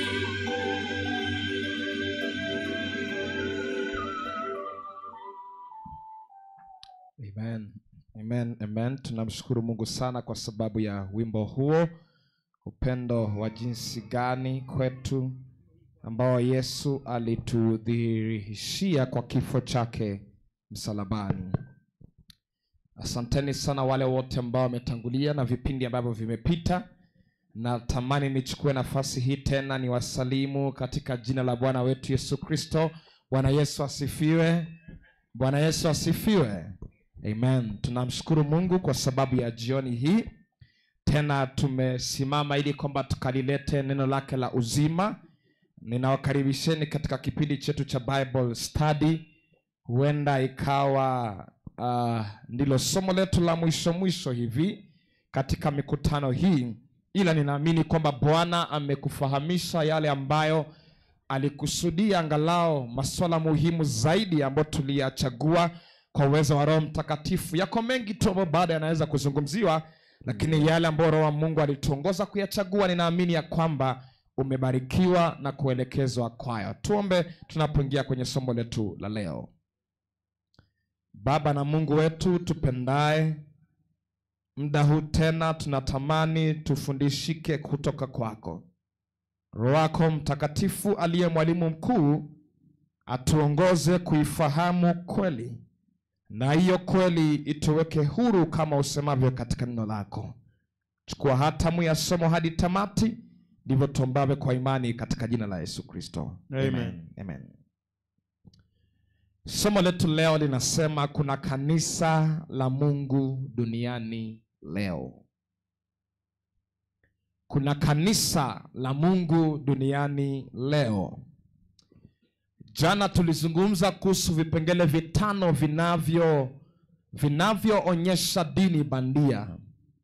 Na tukasema ya kwamba kinachowafanya watu wengi kuangukia bandia ni kwa sababu kuna njaa ya kweli. Watu wako mbioni kutafuta, na katika tafuta zao hatimaye wanaishia mikono isiyo salama. Na ni kweli, kusema ukweli ni kwamba kuna njaa ya Ukristo wa kweli duniani leo. Sio njaa inahitaji tu kanisa, ni njaa ambayo inataka kanisa ambalo nimejikita kwenye misingi ya neno la Mwenyezi Mungu. Wengi leo wanatafuta kweli. Wengi leo wana njaa na shauku kubwa ambao wanatamani ili kwamba ikaweze kushibishwa. Na unajua, upenzi wa vitu vya dunia haujaridhisha sana moyo. Starehe hazijaridhisha watu, teknolojia hazijafaidisha watu wapenzi. Kuna njaa, na Mungu ameiweka njaa hiyo speciali ndani yetu ikaweze kutoshelezwa na Yesu Kristo kupitia kwa neno lake. Swali ni, je, Mungu ana kanisa lake duniani leo? Je, Mungu ana kanisa lake duniani leo? Je, Mungu ana watu ambao anawaita kama kanisa lake duniani leo? Unajua, siku zile za Nuhu, Mungu alikuwa na ujumbe wa kipekee sana kwa sababu ya wanadamu. Nuhu aliwasihi wake kwa waume waingie kwenye safina, lakini watu hawakukubali.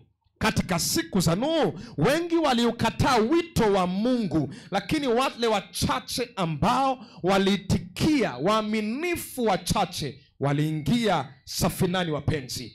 Kulikuwa na mwito speciali wa kuondoka kati ya watu wengi. Kulikuwa na mwito wa kipekee kukwepa umati. Kulikuwa na mwito wa kipekee kuifuata imani ambayo inapatikana kwenye neno la Mungu. Na Nuhu kwa kipindi cha miaka 120 alihubiri watu waingia safinani. 8 tu ndio wakaingia, yeye akiwemo. Siku zile za Ibrahimu, Mungu tena akawa anaita watu wajitenge, watoke katika sehemu ya wengi wa watu, wakafuate kweli, wachukue hatua ya imani, wachukue hatua ya kufuata neno la Mwenyezi Mungu. Na kitabu kile cha Mwanzo 26 mstari wake wa pili, Mwanzo 26 mstari wa pili, Biblia inasema kwamba Bwana akamtokea, huyu ni Ibrahimu, akasema, usishuke kwenda Misri, kaa katika nchi nitakayo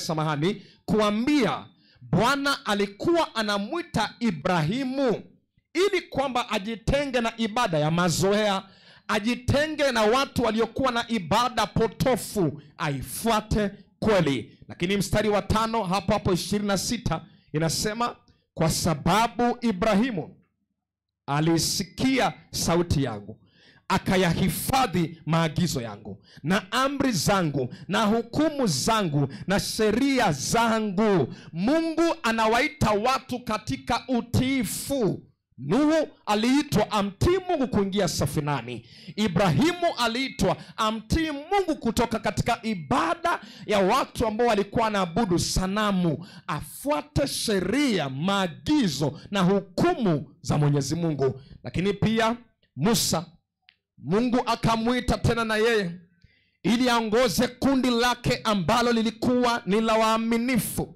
Katika siku ya Israeli ya kale, Bwana alimwita. Kumbukumbu la Torati 11 mstari wa kwanza. Kumbukumbu la Torati 11 mstari wa kwanza inasema hivi, anapomwita, agizo lake kwa wana wa Israeli, anawaambia, kwa ajili hii mpende Bwana Mungu wako na kushika siku zote mausia yake na amri zake na hukumu zake na maagizo yake. Mungu anawaita watu waingie katika utiifu. Anapoita watu kutoka mahali walipo, anawaita waingie katika utiifu. Hawa ni watu waliochaguliwa na Mungu, watu wa kipekee ambao Bwana amewaita. Kwenye Agano Jipya tena tunaona kundi ambalo Bwana kwa muujiza analichagua. Siku ile ya Pentekoste, watu wapata 3,000 walibatizwa baada ya hubiri ya mitume, nao wakaingia katika kufuata maagizo, matakwa, sheria, mausia ya Mungu. Siku za Agano Jipya pia Mungu alikuwa na watu ambao aliwachagua, na Petero akiandika kuwahusu, waraka wa kwanza wa Petero 2 mstari wa 9. Waraka wa kwanza wa Petero 2 mstari wa 9 anasema, bali ninyi ni mzao mteule, ukuhani wa kifalme, taifa takatifu, watu wa milki ya Mungu, yani watu wa kipekee wa Mungu, God special people. Siku za Nuhu kulikuwa na watu wa kipekee kwa Mungu. Siku za Ibrahimu kulikuwa na watu wa kipekee wa Mungu. Siku za wana wa Israeli Mungu alikuwa na watu wa kipekee. Siku za mitume Agano Jipya Mungu alikuwa na watu wa kipekee. Kwa nini aliwaita? Fungu linaisha kusema, mpate kuzitangaza fadhili zake, yeye aliyewaita mtoke gizani mkaingie katika nuru yake ya ajabu. Wapenzi, Mungu amekuwa na watu wake kwenye vizazi vyote. Baada ya anguko kwenye shamba la Edeni, Mungu hajakosa kuwa na watu wake katika vizazi vyote. Na kila mara unapochukua hatua ya kuifuata kweli na kuwa sehemu ya watu wa Mungu wanaozishika amri, unaingia kuwa katika familia ya watu wa kipekee wa Mungu. Kila mara mpenzi,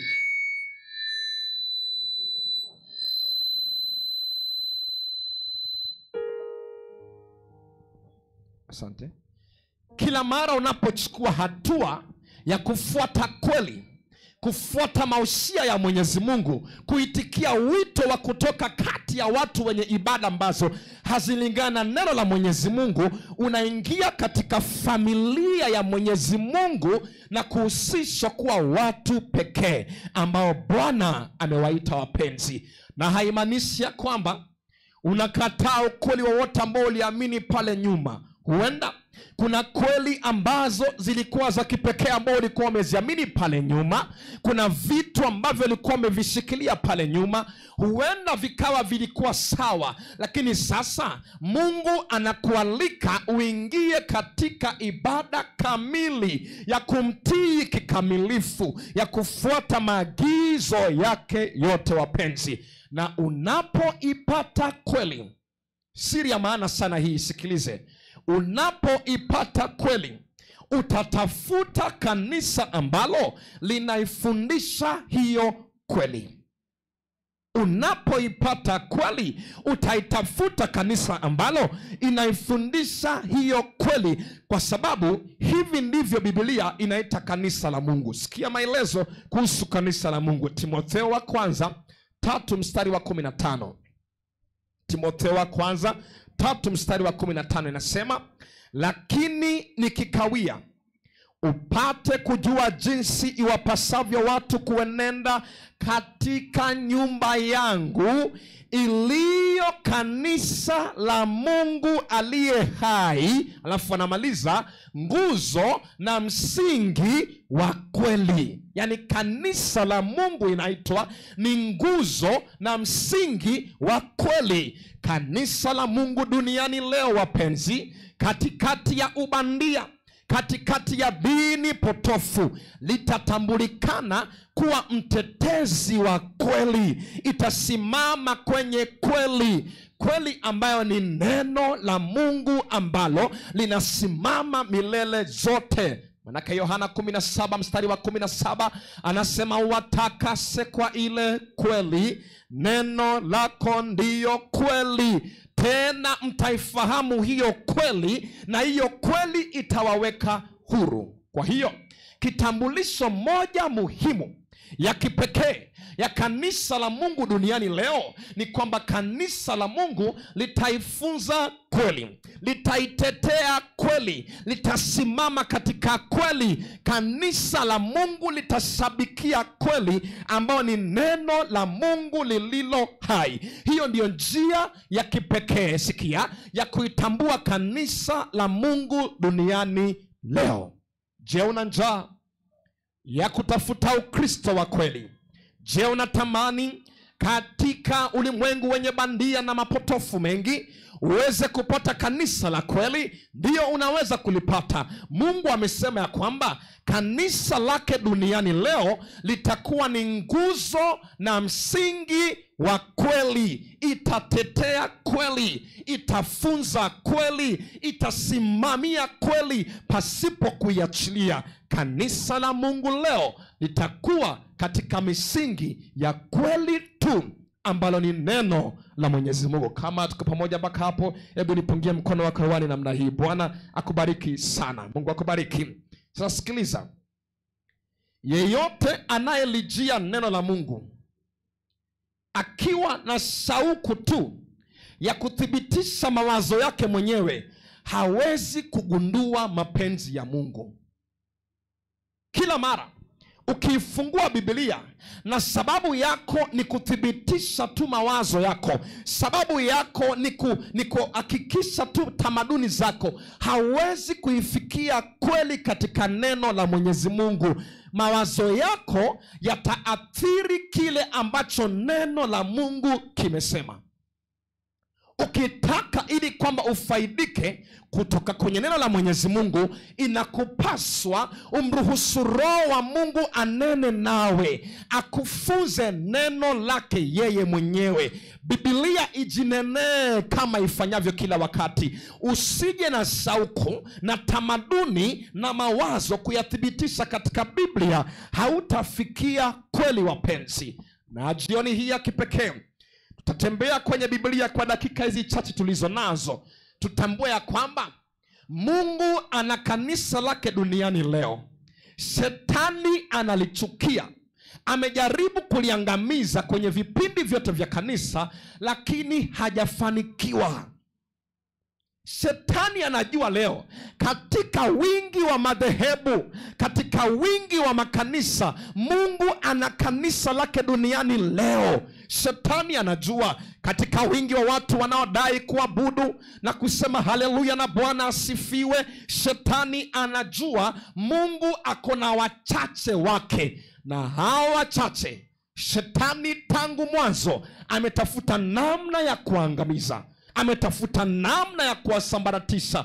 Habari njema ni ya kwamba tangia mwanzo wa pambano kuu, Shetani hajawahi kuwashinda watu wa Mwenyezi Mungu.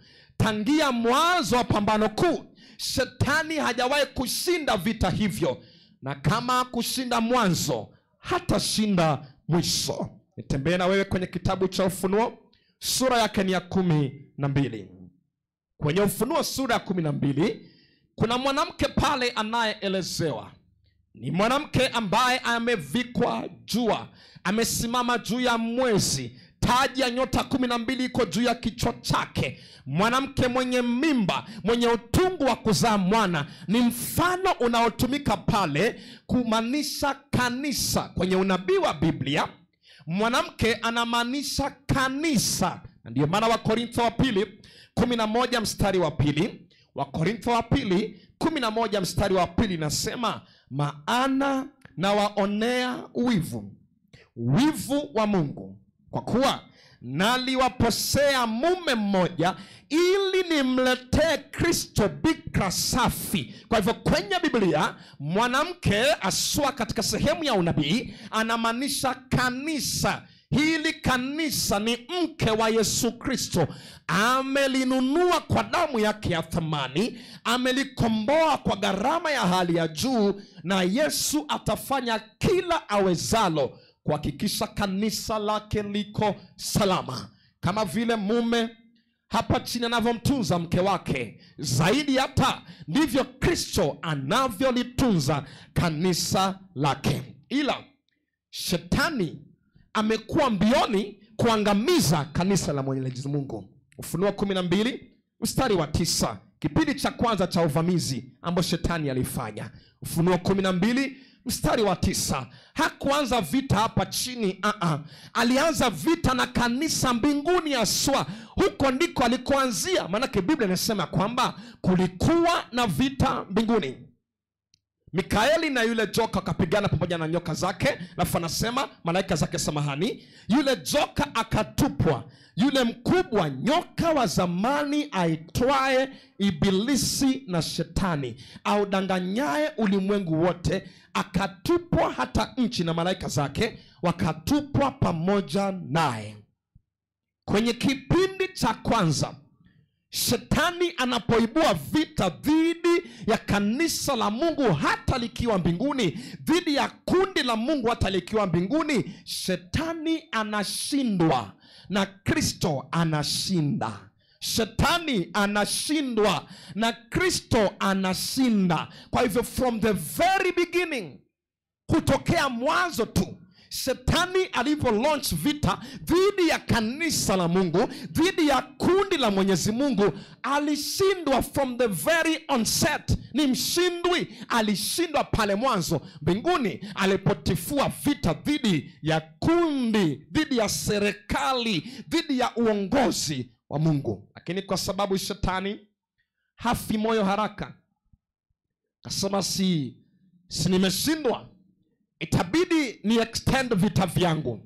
Ufunuo hapo 12 mstari wa 4 na wa 5, Biblia inasema hivi: yule joka sasa, baada ya kushindwa mbinguni, karne na miaka imepita, mwanadamu ameumbwa, amemwangusha katika dhambi. Kisha baada ya kumwangusha mwanadamu katika dhambi, Yesu Kristo ametumwa ili kwamba aje amkomboe mwanadamu. Ufunuo 12 mstari wa 4 na wa 5 inasema, yule joka ambao ni shetani akasimama mbele ya yule mwanamke aliye tayari kuzaa, ili azapo amle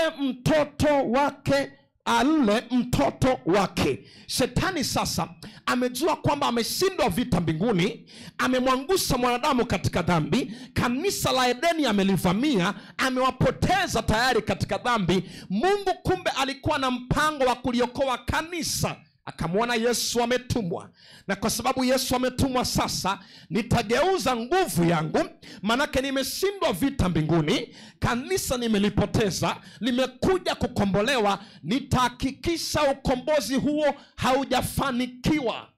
Na Yesu alipozaliwa, hasira yake ikageuka kwake. Si yeye ndiye aliyemwingia Herode na akampatia Herode roho ya unyama, roho ya kutamani kumuua Yesu Kristo, lakini kwa sababu Mungu alikuwa amemwandaa Yesu Kristo kufa na mazingara ya kumtunza, akampatia Yusufu njozi usiku, akamwambia, sikiliza, wapo watu wanaotamani kumwangamiza huyo mtoto, mbebe na mama yake mpaka Misri, usirudi mpaka nitakapokuambia. Familia hii ikasafiri hadi Misri, na baada ya Herode kufa, akapewa masharti ya kurudi, lakini shetani bado hakufa moyo wapenzi. Aliingia katika umati ule uliokuwa katika chumba cha hukumu cha Pilato, akawasukuma wapige kelele pamoja. Pilato alipouliza huyu ni Baraba na huyu ni Yesu, akasema ni nani nimwachilie? Akasema mwachilie Baraba. Kisha Pilato akauliza na huyu Yesu nimfanyie nini? Shetani na mazimu yake yakasukuma umati kupaza sauti, asulubishwe, asulubishwe. Na akamchukua Yesu. Hatimaye akashurutisha serikali ya Kirumi, akawashurutisha waandishi na Mafarisayo. Yesu akaangikwa msalabani, akaishi kana kwamba ameshinda, akaishi kana kwamba kanisa amelimaliza kabisa. Akamshawishi Pilato akitumia waandishi na Mafarisayo, kaambia huyu bwana alikuwa amedai ya kwamba siku ya 3 atafufuka.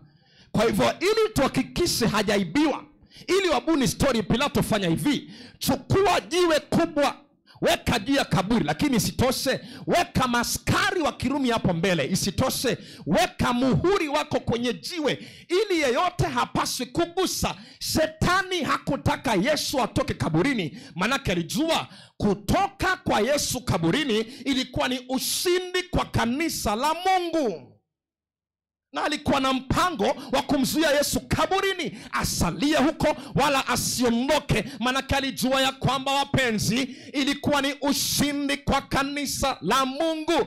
Lakini nashukuru ya kwamba walitengeneza mazingara ya Mungu kujichukulia utukufu. Walitengeneza mazingara mazuri sana ya Mungu kujichukulia utukufu. Walipoweka jiwe kubwa ambalo kuna mtu anaweza kubiringisha, walipoweka maskari wawili pale mlangoni ambao hakuna mtu angeweza kuwashinda, walipoweka muhuri kwenye jiwe ambao hakuna mtu angeweza kugusa. Lakini sikiliza, asubuhi na mapema Jumapili, mwandishi ninayempenda nje ya Biblia anasema hivi: malaika wa Bwana alishuka akalibiringisha jiwe kama gololi. Kama gololi. Hivi mnajua gololi nini? Ile mnaita banta huku, nafikiri ni banta, yale kile kitu kidogo ambao watoto tunapenda kucheza nayo, marbles. Alishuka chini akasukuma jiwe kana kwamba hakuna kitu pale. Kisha sauti ikapazwa, Yesu mwana wa Mungu, toka huku nje, baba yako anakuita. Na yule Yesu aliyekufa sasa akafufuka, kanisa likapata nguvu tena ya kuendelea mara nyingine. Jamani, Bwana Yesu asifiwe. Naambia kila mara hapa, ujasiri wetu wa kuhubiri haupo katika kifo cha Yesu Kristo tu. Ujasiri wetu wa kuhubiri haupo katika kuzikwa kwa Yesu Kristo tu. Ujasiri wetu wa kuhubiri ni kwa sababu tunamhubiri Yesu ambaye anaishi milele zote. Na kwa sababu anaishi, kanisa lina tumaini. Kwa sababu anaishi, kanisa halina wasiwasi. Kwa sababu anaishi, mimi Robinson ninaweza kumtangaza pasipo wasiwasi, kwa sababu ninajua anaishi. Bwana Yesu asifiwe. Anaishi. Kipindi cha pili, shetani akashindwa tena. Na unajua shetani ni mkora.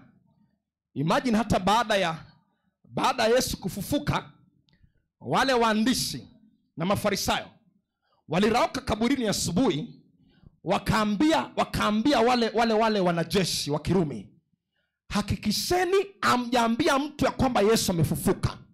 Waambieni watu ya kwamba wanafunzi wake walikuja wakamuiba. Sasa unajua, that does not make sense at all. Wanafunzi wavuvi waoga, jambo la kwanza, wangekujaje kuwashinda maskari wawili wa Kirumi ambao walikuwa wamejihami? Hao wangefanyaje hivyo? Isitoshe, kuna very clear evidence ya kwamba hakuna uwezekano kwamba Yesu aliibwa. Unajua kwa nini? Yesu alipofufuka hata hakuwa na haraka ya kuinuka. Biblia inasema kwamba zile nguo ambazo alikuwa amefunikwa nazo zilipatwa zimekunjwa vizuri. Yaani, unajua mtu akiba anachakaza vitu. Lakini hapa Yesu amefufuka, hata bila spidi aliinuka akakunja akakunja vitu taratibu, akaacha kila sanda na kitambaa kimekunjwa vizuri kaburini, ndipo akaondoka bila wasiwasi. Ni Yesu gani huyo aliyeibwa? Hakuna uwezekano wapenzi kwamba Yesu aliibwa. Yesu tunayemwabudu wapenzi alifufuka, na anasema yeye ndiye huo ufufuo na uzima. Jamani, Bwana Yesu asifiwe. He is the resurrection and life. Wale maskari, nimechukua muda mrefu hapo. Wale maskari, unajua hakuna venye wangemwambia Pilato kwamba Yesu ameibiwa, wangechinjwa. Hakuna venye wangemwambia Pilato vile. Nimwandika kazi, kisha mnaambia mlilala. Watu ambao wamekuja tu, hawajajihami, waliwashinda vipi wakaiba mwili wa Yesu? They couldn't dare tell Pilate that. Nilisoma mwandishi mwingine pale akisema kwamba wale wanajeshi walipofika mbele ya Pilato walikuwa wanatoka jasho, walikuwa wanatetemeka. Pilato akawaangalia akasema, hii si kawaida ya wanajeshi. Soldiers don't behave this way. Akasema hapa lazima kuna kitu cha ziada kimefanyika. Alipowauliza nini mbaya wanajeshi, wakiwa wanatetemeka, jasho linawatoka, akamwambia, sikiliza Pilato, yule mtu tuliyemsulubisha Jumapili ni mwana wa Mungu.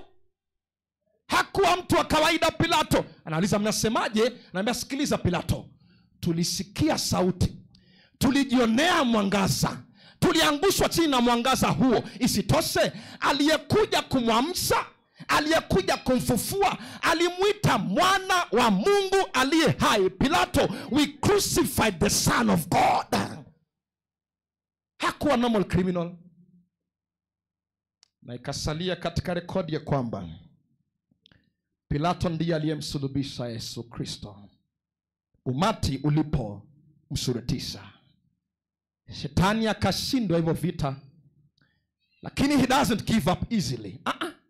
Kasema, bado niko na kanisa hapa na hapa, hapa na hapa, bumper to bumper, siachili kanisa. Yesu akafufuka, akapaa kwenda mbinguni, akasema bado I'll attack the church, nitavamia kanisa. Na Shetani ni kweli akageuza ghadhabu yake kwa kanisa. Wakati wa kipindi cha Rumi, Constantine wakashikana pamoja na kanisa kuwatesa wa Kristo Mwenyezi Mungu. Ni kipindi ambacho Paulo kichwa kilienda. Ni kipindi ambacho Petero alisulubiwa kichwa chini na miguu juu. Ni kipindi ambacho Tomaso kachinjwa. Ni kipindi ambacho wanafunzi wote waliwawa isipokuwa Yohana wa Patmo. Ni kipindi ambacho kanisa kilivamiwa kisawasawa. Why? Shetani hajawahi kupenda watu wa Mungu. Never. Hajawahi kuwapenda. Biblia inasema kitabu cha Ufunuo 12 mstari wa 6, vifo vilipozidi, kasema yule mwanamke akakimbilia nyikani, ambapo ana mahali palipotengenezwa na Mungu, ili wamlishe huko kwa muda wa siku 1260. Kipindi cha zama za giza, kanisa likiwa gizani. Alipoona ameshindwa wakati wa kina Petero, akageuza hasira yake wakati wa wana matengenezo. Kuna watu ambao majina yao ni tajika kwenye historia ya kanisa. Martin Luther alisimama na kusema mwenye haki ataishi kwa imani. John Wycliffe alisimama kupeana Biblia katika utakatifu wake. John Calvin, John Huss, Jerome, yani matengenezo wengi ambao siwezi kuwataja sasa, walisimama kutetea imani yao. Na kipindi hicho wapenzi, Shetani alijaribu kuangamiza kanisa, lakini hakufanikiwa. Nakumbuka wakati mmoja alipokuwa ameanza kuwaua wana matengenezo, mmoja anayeitwa John Wycliffe alikuwa amekufa kabla hawajaanza kuwa wengine. Alafu kitu kikawadanganya kwa sababu ya chuki na hasira, kwamba waende wakafukue mifupa ya John Wycliffe. Wakaifukua mahali ambayo ilikuwa imezikwa, na kwa sababu ya chuki na hasira dhidi ya Wakristo wakateketeza ile mifupa tena afresh. Kisha kosa lao ni hili: baada ya kuteketeza mifupa ya John Wycliffe, wakachukua jivu lile wakaenda kulimwaga kwenye mto fulani unaitwa River Rhine, wakalimwaga kule. Historia inasema ya kwamba kila mmoja aliyeenda kunywa maji kutoka kwenye mto huo aliokoka na akawa Mkristo. Jamani, Bwana Yesu asifiwe. hauwezi kuiangamiza mbegu ya Kikristo. Yesu alisema kwamba wewe ni Petro, na juu ya mwamba huu ambao ni Yesu Kristo nitalijenga kanisa langu, na milango ya kuzimu haitalishinda. Sikiliza, there is no strong demon in hell who can come against the church of God. Hakuna pepo mwenye mamlaka kuzimu anayeweza kupiga vita dhidi ya kanisa la Mwenyezi Mungu na akafanikiwa. Haiwezekani. Kwa hivyo wakati wana matengenezo, shetani tena alishindwa. Yesu akabaki kushinda. Yesu akabaki kutawala. Lakini hatimaye kipindi cha mbinguni hakufanikiwa. Kipindi cha kile cha Yesu Kristo kuja hakufanikiwa. Kipindi cha wana matengenezo na mitume hakufanikiwa. Akasema I'll not give up. Ufunuo 12:17. Usisahau fungu hili. Ufunuo 12:17 inasema joka, shetani tena, akamkasirikia yule mwanamke, akaenda zake afanye vita juu ya wazao wake waliosalia. Kumbe kuna kipande cha kanisa ambacho kimebaki.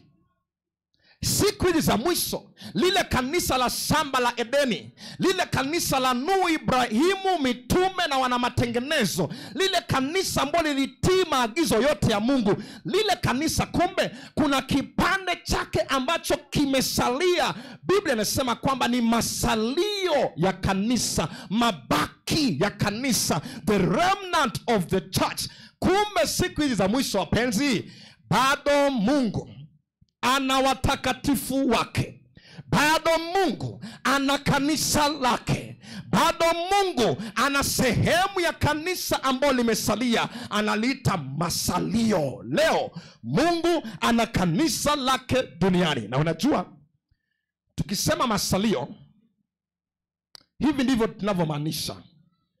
Hapa mkononi nimebeba kitambaa. Hichi kitambaa tukikata vipande vidogo vidogo, kisha vipande vyote vipeperuke ama vipotee, nibaki na kipande kidogo mkononi. Kile kipande kilichobaki tunasema ni masalio ya kitambaa kizima, the remnant of the entire handkerchief. Masalio ambayo yanabaki, material ni ile ile, texture, mguso ni ule ule, rangi ni ile ile. Tofauti ni kwamba sehemu iliyosalia ni ndogo, lakini inafanana kwa kila kipengele, rangi, material, kila kitu kinakuwa ni kile kile. Ndio tunamaanisha tukisema masalio. Sasa kumbe siku hizi za mwisho kuna sehemu ya kanisa iliyosalia. Kuna sehemu ya kanisa la Mungu, lile kanisa la mbinguni ambalo lilivamiwa, lile kanisa la shambani Edeni ambalo lilivamiwa, lile kanisa ambalo Mungu alimwitia Nuhu, Ibrahimu, Isaka, Yakobo, mitume, wana matengenezo. Lile kanisa, kumbe kuna sehemu yake duniani leo ambayo imesalia, wapenzi. Na hizi ndizo sifa zake mbili. Anasema masalio, wazishikao amri za Mungu na kuwa na ushuhuda wa Yesu.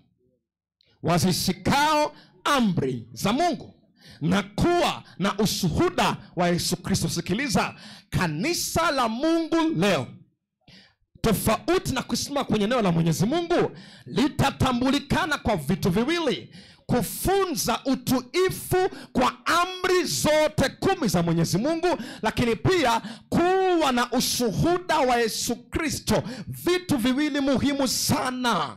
Ushuhuda wa Yesu Kristo, kulingana na Ufunuo 19 mstari wa 10 sehemu yake ya pili, anasema, nitasoma sehemu ya pili peke yake, kwa maana ushuhuda wa Yesu ndiyo roho ya unabii.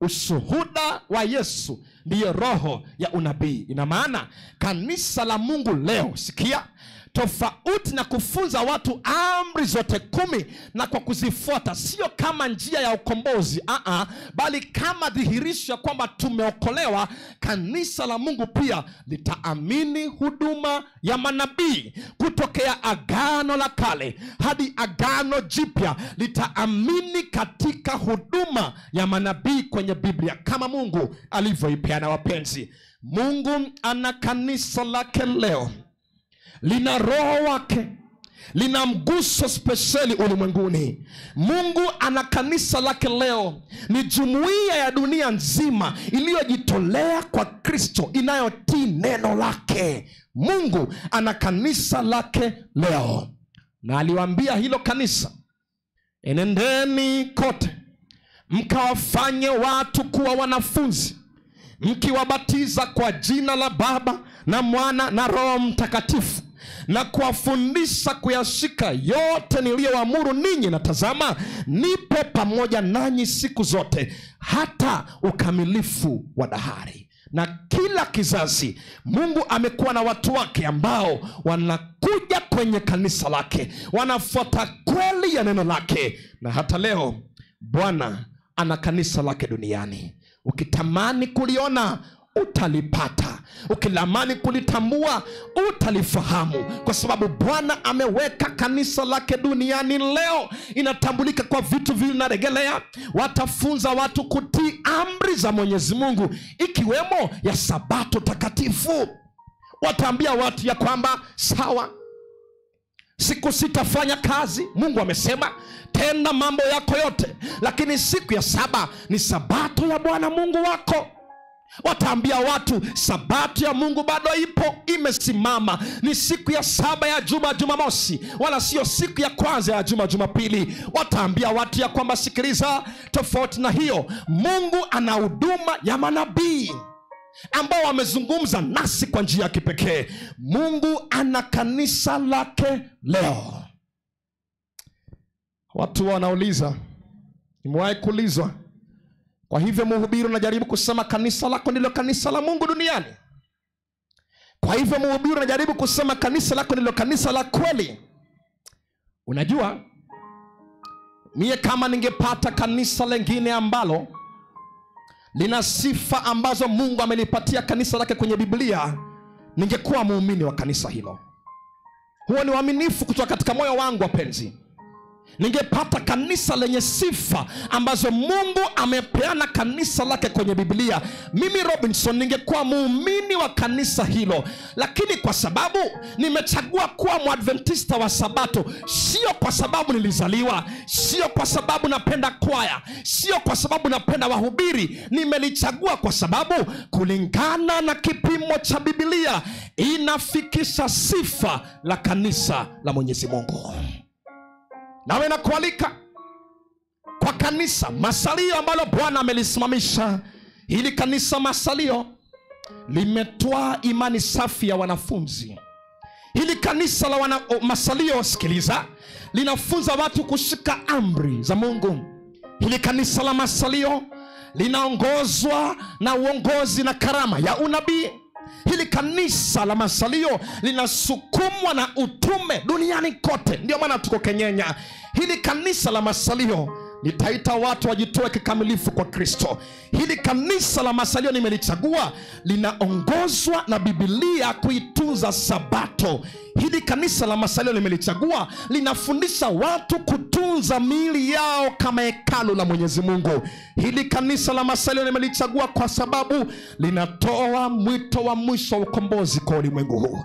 Ninawaita watu wajiunge katika ibada ya kweli, na Bwana ndivyo atakavyo, ili watu wa jumuiya yote wajiunge kwenye kanisa lake la kweli. Jameni, Bwana Yesu asifiwe. Na kwa hiyo nina ujasiri kutangaza kwenye viwanja vya Kenyenya, mbingu ishuhudie, milima ya Kenyenya isikie ya kwamba kanisa la Mungu limewekwa wazi katika viwanja hivi. Silo lingine wapenzi, ni kanisa la Waadventista wa Sabato. Sikia, ukitaka kanisa lenye watu waliokamilika, subiri mbinguni. Hapa chini tuna kanisa lenye mafundisho yaliyokamilika. hawa Adventista wa Sabato sio wazuri kweli. Najua wengine majirani zako ni wakorofi, ni watundu. Mwingine amekupokonya mke hata yupo hapa. Najua unasema hilo ndilo kanisa la Mungu kweli. Sikia, hatuchagui kanisa la Mungu kwa sababu ya watu. Tunachagua kanisa la Mungu kwa sababu ya mtu aliyelinunua kwa damu yake ya thamani. Jamani, Bwana Yesu asifiwe. It is the church of God because Jesus purchased it with his own precious blood. He has defended it through eternal ages. He will defend it until at last he brings it safe at home. Mungu ana kanisa lake. Na tumeona namna Mungu alivyofanya kazi kwenye kanisa hili. Hata kabla sijaenda mbali, Mungu ameligusa kanisa hili kwa utume, kwa uweza wa Roho wake Mtakatifu. Heaven Targeters watakuwa ni mashahidi ya kwamba sisi tumeona uweza wa Mungu akifanya kazi kwa kutumia mikutano injili kama hii kuwaleta watu katika kanisa hili la kweli. Miaka michache iliyopita Waithaka watu zaidi ya 200 walimkubali Yesu Kristo.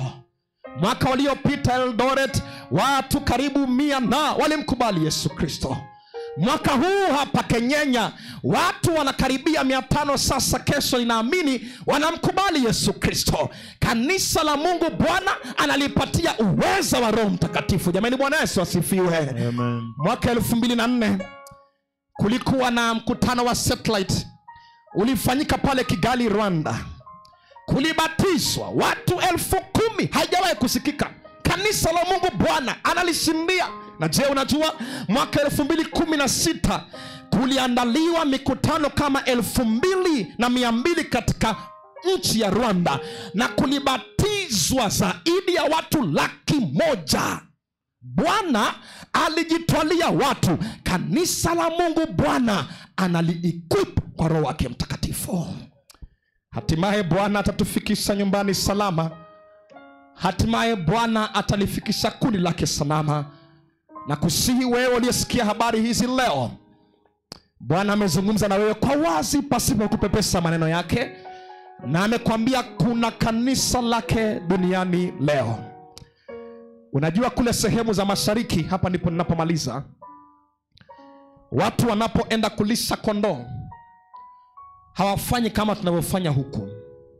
Wachungaji wa kule wanapolisha kondoo, mchungaji anakaa mbele na kondoo wanamfuata nyuma. Kwa hivyo anatembea, kondoo wanamfuata. Sasa wachungaji wanaweza kutoka wachungaji 3 hivi wakienda kulisha kondoo. Alafu ikifika mchana wanapeleka kondoo wao kunywa maji. Wakifikisha pale majini, baada ya kurelease kondoo wake, mchungaji mmoja anaweza kuwa kama na kondoo 100 ama 200. Kwa hivyo kama kila mchungaji 3 wako na kondoo 300 au ni kondoo 900, wanawarelease kuingia kunywa maji. Wao wanarudi, wanakaa kwenye mawe, wanatoa marage yao, matunda yao wanakula. Utajiuliza, baada ya kumaliza watatofautishaje vipi kondoo zao? Kondoo 900 wote wako katikati huko ndani wanakunywa maji. How will they differentiate kwamba huyu ni wangu na huyu si wangu? Nilisoma kitu ambacho kilinifurahisha. Inasemekana mchungaji mmoja huwa anatoka, anasimama kando, anazungumza, anatoa sauti, na kondoo wake wote wanakuja kwake. Na ndio Yesu anapoandika Yohana sura ya 10 anasema, kondoo wangu waijua sauti yangu. Anasema nitawaita, kutakuwa na mchungaji mmoja na kutakuwa na kundi moja. Amen. Bwana Yesu asifiwe. Najua juma hili, majuma haya mawili umesikia sauti ya mchungaji mwema. Natumai umejua nyimbo ambayo nataka uimbe sasa. Umesikia sauti ya mchungaji mwema, mchungaji mpenzi anayekuita uingie zizini palipo salama. Huko nje ni mbwa mwitu tu, huko nje ni wahubiri ambao tumbo ndio miungu zao.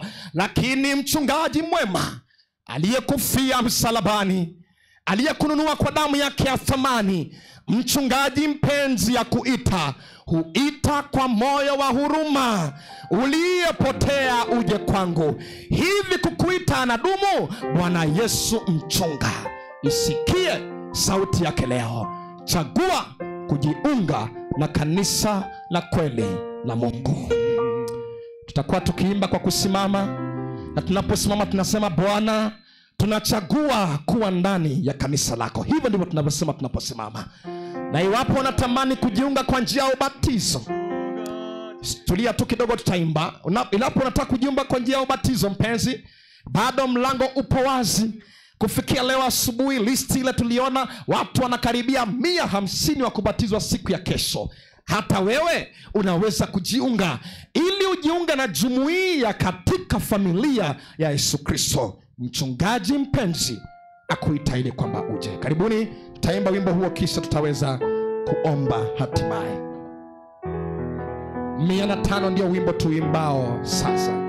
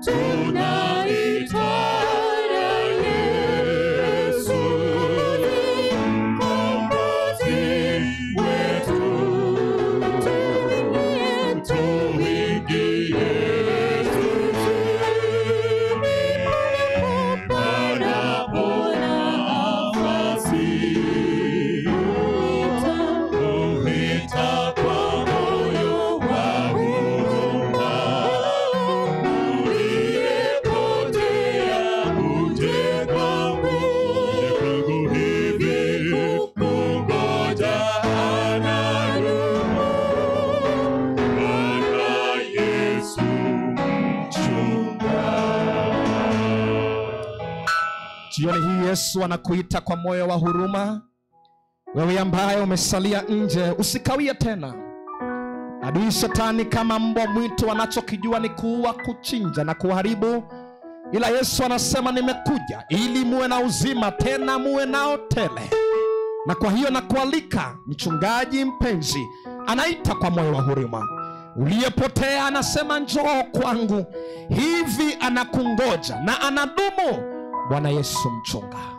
Bwana akubariki unapoamua kumkubali Yesu na kufuata kweli ya neno lake na kujiunga na watakatifu wake wajishikao amri zake na kuwa na imani ya Yesu Kristo. Tuombe.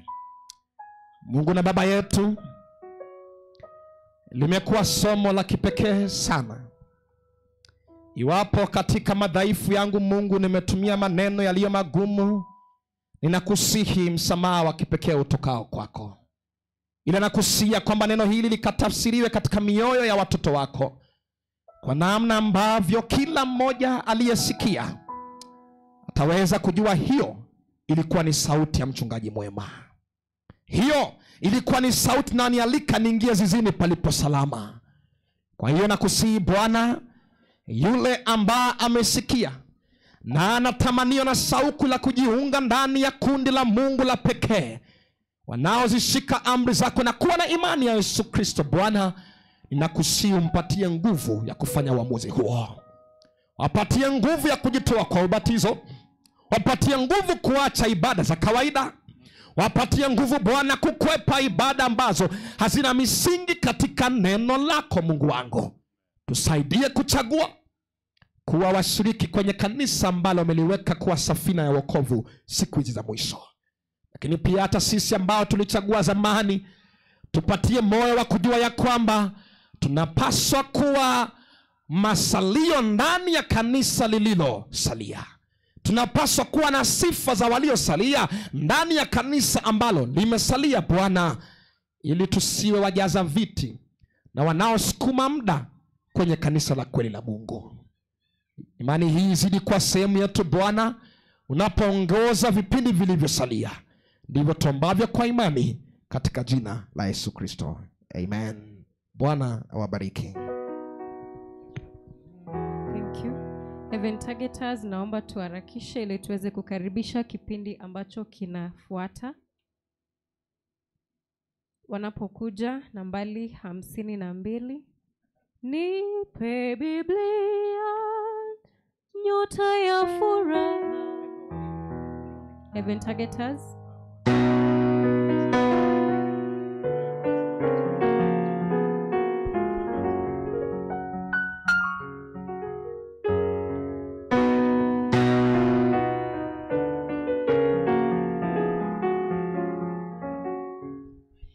Nipe Biblia, nyota ya furaha, wapate nuru wasafirio. Hakuna la kuzuia amani, kwani Yesu alituokoa. Nipe Biblia, neno takatifu, nuru yake itaniongoza. Sheria na ahadi na upendo, hata mwisho vitaendelea.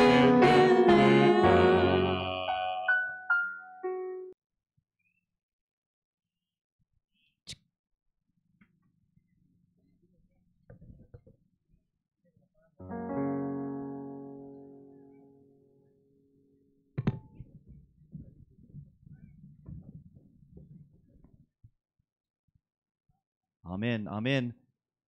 Mungu awabariki. Mungu awapenda. Mungu awabariki. Amen. Thank you for coming tonight. Thank you all for being here to study God's Word together.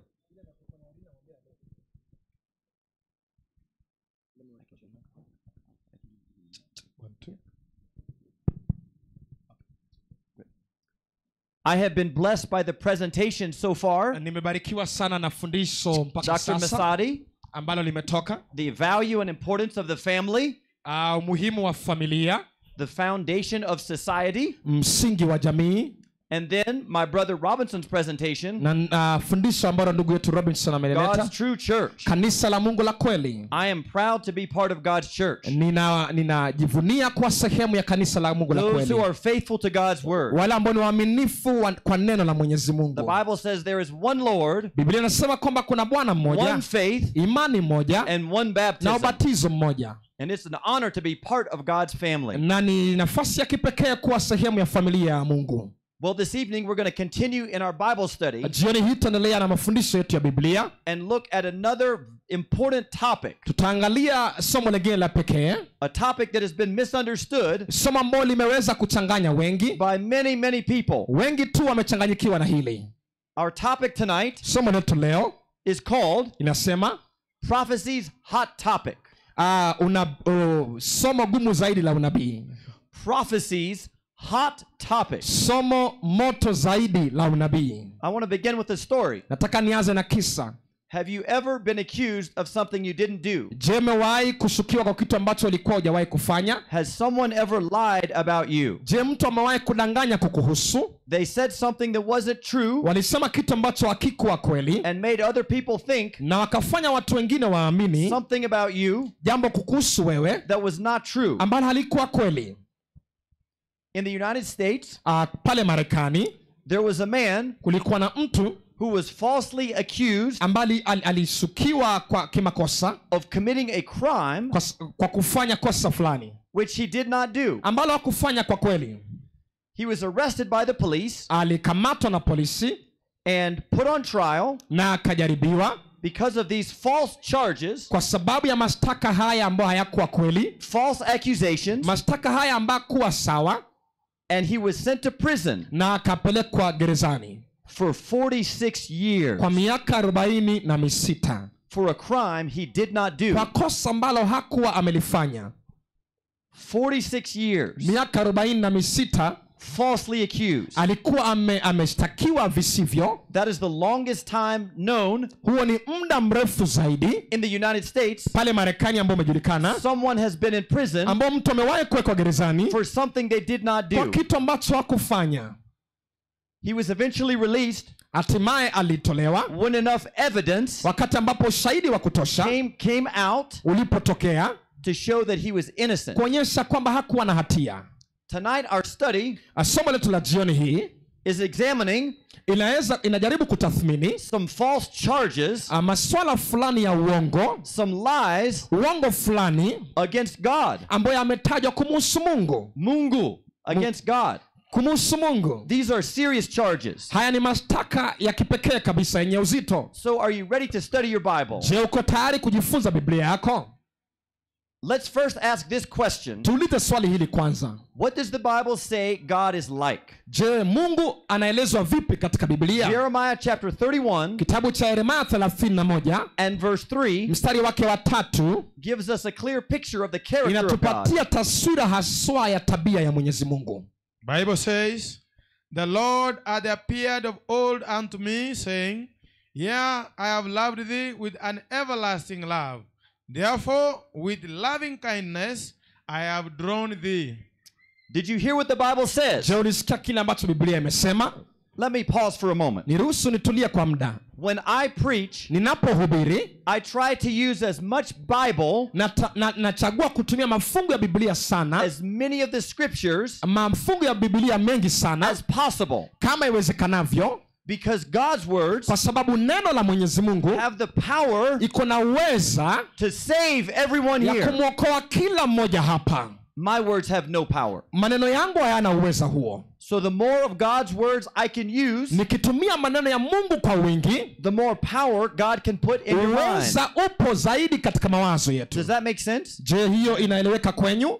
Okay, back to our study. Turejee katika somo letu.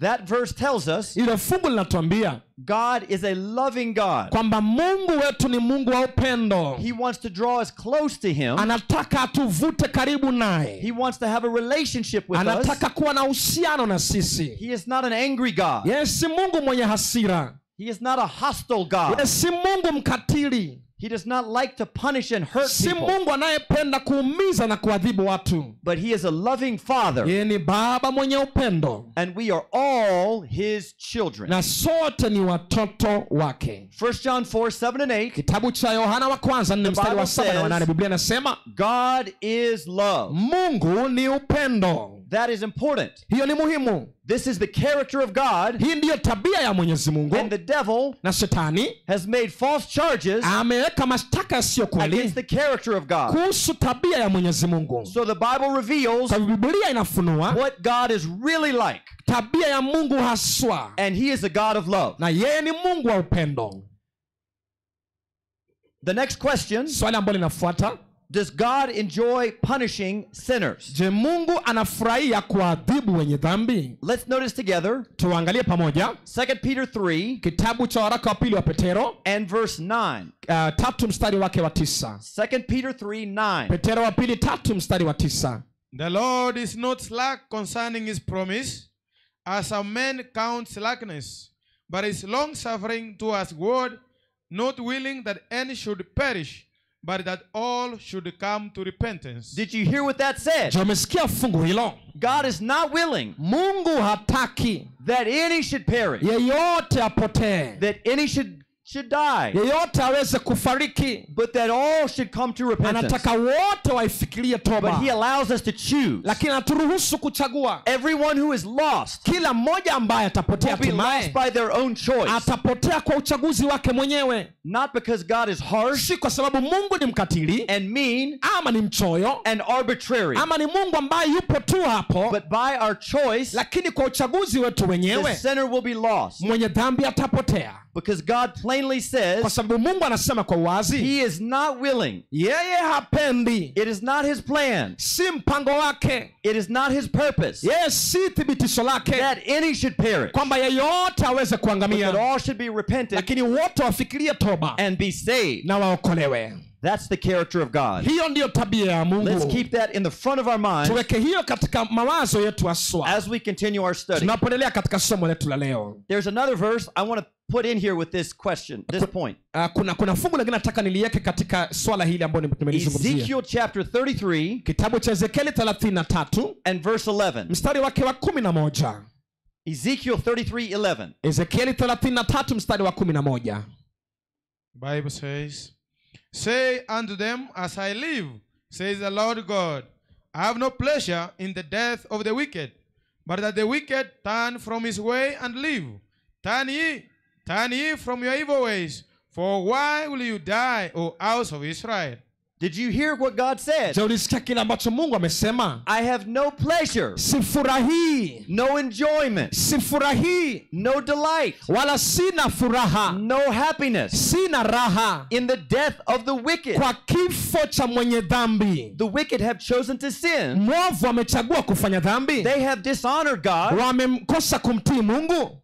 And they have chosen to die. Na kwa hiyo wamechagua kufa. But God does not enjoy that. Lakini Mungu afurahi kufanya hivyo. The Bible says that plainly. Biblia inasema kwa wazi and clearly. Na pasipo kukosa. We should have no doubt in our minds. Hatupaswi kushuku katika mawazo yetu. As to the character of God. Kuhusu tabia ya Mwenyezi Mungu. The character of God. Tabia ya Mwenyezi Mungu is so important. Ni muhimu sana to understand. Ili kwamba tuielewe. In all Bible study. Katika kujifunza Biblia. What is God really like? Mungu anafanana vipi haswa? We must know for ourselves. Lazima tujue kwa nafsi zetu haswa. Because the Bible reveals who God is. Maana Biblia inatufunulia Mungu ni nani haswa.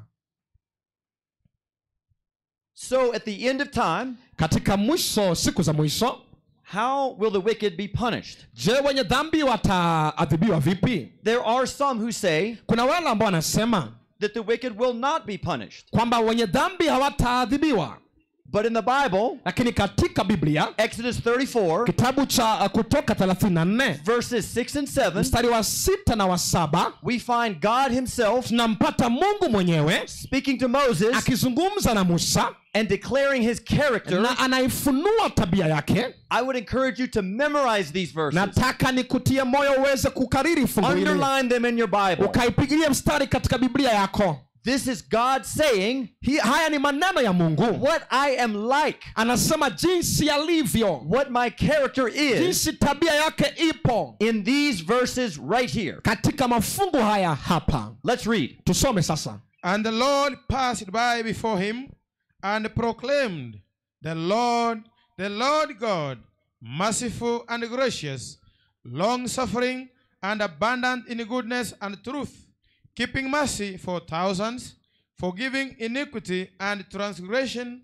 and sin, and that will by no means clear the guilty, visiting the iniquity of the fathers upon the children, and upon the children's children, and to the third and to the fourth generation. Verse 8. And Moses made haste and bowed his head toward the earth and worshipped.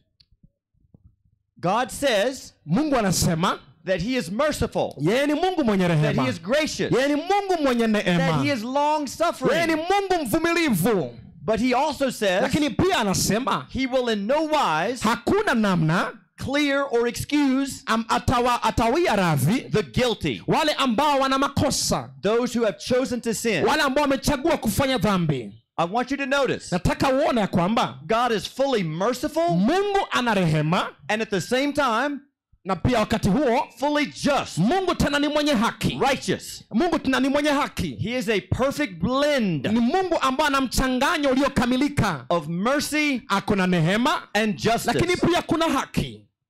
So the sinner at the end kwa hivyo mwenye dhambi pale mwisho will have consequences atakuwa na matokeo for their choices. Kwa sababu ya uchaguzi wao. The Bible says, Biblia inasema, the wages of sin, mshahara wa dhambi, wages are something you earn, mshahara ni kitu ambacho unakipata for something you do, baada ya kufanya kitu. The wages of sin, mshahara wa dhambi, is death. Ni mauti. The sinner earns their own wage. Mwenye dhambi anapata mshahara wake mwenyewe. Death is the result of sin. Kifo ni matokeo ya dhambi. It is the natural consequence ni matokeo haswa katika uhalisi wake wa kuchagua kutenda dhambi. We studied yesterday tulijifunza jana that when a person dies, mtu akifa, whether they are righteous, hata kama ni wenye haki, or whether they are wicked, ama ni waovu, they are only sleeping in the grave. Wote wanalala tu kaburini. Resting, waiting, wanapumzika wakisubiri until the second coming of Jesus, mpaka Yesu atakapokuja mara ya pili, or the end of the millennium, ama mwisho wa miaka 1000. So the dead currently are not aware or conscious of anything. Waliokufa sasa hivi hawajui wala hawatambui lolote lile. So this topic of hell, hili swala la kuzimu ama jehanamu, has made its way into the Christian church, imepata nafasi kwenye kanisa la Kikristo, and given a false picture of who God is, na ikapeana picha ambayo sio sawa ya Mungu, and it is not biblical. Na hawala haina msingi katika Biblia. But let's find, lakini tuweze kutambua, what does the Bible teach? Biblia inafunza nini about the topic of hell? Kuhusu jehanamu. Let's go to Jesus' words. Tuende kwa neno la Yesu aswa. Matthew chapter 10, kitabu cha Mathayo sura ya 10 and verse 28. Mstari wa 28. And fear not them which kill the body, but are not able to kill the soul, but rather fear him which is able to destroy both soul and body in hell. Jesus says, Yesu anasema, the one we are to fear, yule ambao tunapaswa kumogopa, is the one who is able, yule ambao anaweza to destroy, kuharibu, completely bring to an end, kuleta mwisho aswa, soul and body, mwili na roho, in hell. Katika jehanamu. Jesus taught that hell does exist. Yesu alifunza kwamba kuna jehanamu. But it's not the teaching of many today. Lakini silo swala la wengi leo. Of some place inside the earth. Wanasema kwamba ni mahali hapa chini ya ardhi, where people are burning and suffering. Ambao watu wanaungua na kuteketea na kuteseka. This idea actually comes from, hili swala hata linatokea haswa, ancient Greek mythology. Katika Uyunani na visa vyao vya kitambo. It is not based on scripture. Hailingani na Biblia kabisa. So when does hell occur? Swali ni, jehanamu itatokea lini? We'll find as we study our Bible, tutajua katika Biblia, later at the end of time, baadaye mwisho wa siku, when Jesus comes, Yesu atakapokuja, and finally at the end of the millennium, na baadaye mwisho wa miaka 1000. What does the Bible say the destruction of the wicked will ultimately be like. Biblia inasema vipi kuhusu kuharibiwa kwa wenye dhambi hatimaye? Malachi chapter 4, Kitabu cha Malaki 4 verses 1 through 3. mstari wa kwanza hadi mstari wa 3. Remember I mentioned the other night, Nataka ukumbuke nilitaja usiku ule mwingine, when we study the Bible, tunapojifunza Biblia we use the clear verses tunatumia mafungu yaliyo wazi to help explain kutusaidia kuelezea the verses that are not as clear. mafungu ambayo yanachanganya watu kivyake. This is a clear verse. Hili ni fungu lililo wazi, It tells us what happens linatuambia matokeo to the wicked ya wale ambao ni waovu when they are destroyed. wanapoharibiwa ama kuangamizwa hatimaye. Malachi 4, 1 through 3. Kitabu cha Malaki 4 mstari wa kwanza hadi wa 3. For behold, the day cometh, that it shall burn as an oven, and all the proud, yea, and all that do wickedly shall be stubble. And that day that cometh shall burn them up, said the Lord of hosts, that it shall leave neither root nor branch. But unto you that fear my name shall the Son of Righteousness arise with healing in his wings, and he shall go forth and grow up as calves of the stall, and ye shall tread down the wicked, for they shall be ashes under the soles of your feet in the day that I shall do this, says the Lord of hosts. Who is speaking in this verse? Na nazungumza kwenye mafungu haya The Lord of hosts. Mungu Mwenyezi. These are God's words. Haya ni maneno ya Mungu. He says when the wicked are destroyed, Anasema waovu watakapoangamizwa, there will be neither root nor branch. shina wala tawi haitasalia. And then he continues Alafu endelea kusema in verse 3 katika mstari wa 3, and says all the wicked anasema waovu wote will be ashes watakuwa kama majivu under the soles of your feet. chini ya miguu ya watakatifu. Ashes are the result of a fire. Majivu ni matokeo ya moto. All the remainder left over, mabakio yote ambayo yamesalia after the fire has burned up, baada ya moto kuteketeza, the wicked will be completely destroyed. waovu wataangamizwa kabisa. They will not continue to exist Hawatakuwepo tena and suffer na wala hawatateseka and be tortured na kusumbuliwa for endless ages. katika vipimo vya milele vya uhai. That is contrary to God's character. Hiyo ni tofauti na tabia ya Mungu ya upendo. That is contrary to even sinful man's character. Hiyo hata hailingani na tabia ya mwanadamu ya dhambi. To punish someone for eternity, kumwadhibu mtu milele for 70 or 80 years of bad life, kwa miaka 70 ama 80 ya miaka ambayo alitenda dhambi. The false teaching of hell, fundisho lililopotoka la jehanamu, has turned many people away, limewafukuza wengi na kuondoa from God, kwa Mwenyezi Mungu, and caused them to turn their back on him, na imewafanya waeze kumwacha because they believe, kwa sababu wanaamini, if God is like this, kama Mungu yuko hivi, I don't want anything to do with him. Sitaki Mungu kama huyo. And the devil is behind this, na shetani ndiye anayesukuma kila kitu, to turn people away from God, ili kwamba aondoe watu kwa Mungu, because they don't really know who he kwa is. sababu hawajui Mungu ni nani haswa. My next question, swali langu linalofuata, some of these are repetitive, maswali mengine ni marudio, but I want you to see in the Bible, lakini nataka uone kwenye Biblia there are many clear verses, kuna mafungu mengi yaliyo wazi that inform us, ambayo yanatujulisha, that explain to us, ambayo yanatuelezea the final end of the wicked. ya kwamba mwisho wa waovu. Significant numbers of verses, kuna mafungu mengi tu, so we can be clear ambayo yanaweza kuwa wazi on this topic. kuhusu swala hili ambalo tunalizungumzia la Let's read Psalm jehanamu. 37 Tuangalia kitabu cha Zaburi 37 and verse 10. mstari wake wa 10. Will lost sinners be tortured in the fire? Je, wenye dhambi waliopotea watateswa katika moto for all eternity? Katika umilele wote. For yet a little while, and the wicked shall not be. Yeah, thou shalt diligently consider his place, and it shall not be. For yet a little while, muda kitambo tu, and the wicked shall not be. Waovu hawatakuwepo. They shall no longer exist. Hawatakuwepo tena. They will not be punished ceaselessly, hawataadhibiwa milele, forever and ever. Milele na milele. The wicked will cease to exist. Waovu hawatakuwepo tena. That is plain. Hilo lipo wazi. That is clear. Iko wazi katika Biblia. Now, how does Jesus describe Je, Yesu anaelezea vipi the final end of the wicked? Mwisho wa waovu waswa. Matthew 25 kitabu cha Mathayo 25 and verse 46. mstari wako 46. And these shall go away into everlasting punishment, but the righteous into life eternal. Jesus says, Yesu anasema the wicked will go waovu wataenda and receive na watapokea everlasting punishment. adhabu ya milele. Everlasting punishment Adhabu ya milele is not the same haimanishi as everlasting punishing. haimanishi kwamba anaadhibiwa milele. The results of the punishment Matokeo ya adhabu are everlasting, ndiyo ya milele, but it does not continue on and lakini on haiendelei milele na and milele never end. na wala haikomi. The results are final Matukio ndiyo hatima of a decision to sin ya uamuzi wa kufanya dhambi and turn away from na God. kumgeukia Mwenyezi Mungu. Everlasting punishment Adhabu ya milele is not everlasting haimaanishi punishing. kuadhibiwa milele.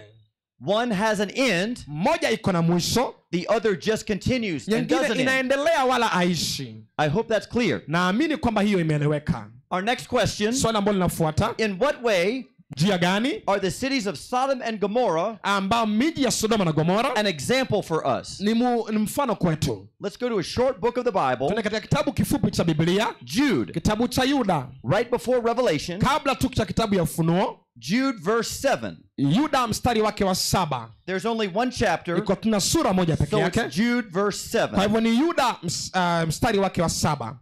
Even as Sodom and Gomorrah and the cities about them in like manner, giving themselves over to fornication and going after strange flesh, are set forth for an example, suffering the vengeance of eternal fire. What is eternal fire? Moto wa milele ni nini? Some have falsely interpreted this Wengine wameeleza kwa uongo to say the fire continues burning eternally. kusema kwamba moto huu unaendelea kuteketea milele. But I have a question. Lakini na swali, Are Sodom and Gomorrah je, miji ya Sodoma na Gomora still burning today? je bado inateketea leo? The Bible has the answer. Biblia iko na majibu. 2 Peter chapter 2 Petero wa pili sura ya and pili verse 6. mstari wake wa 6.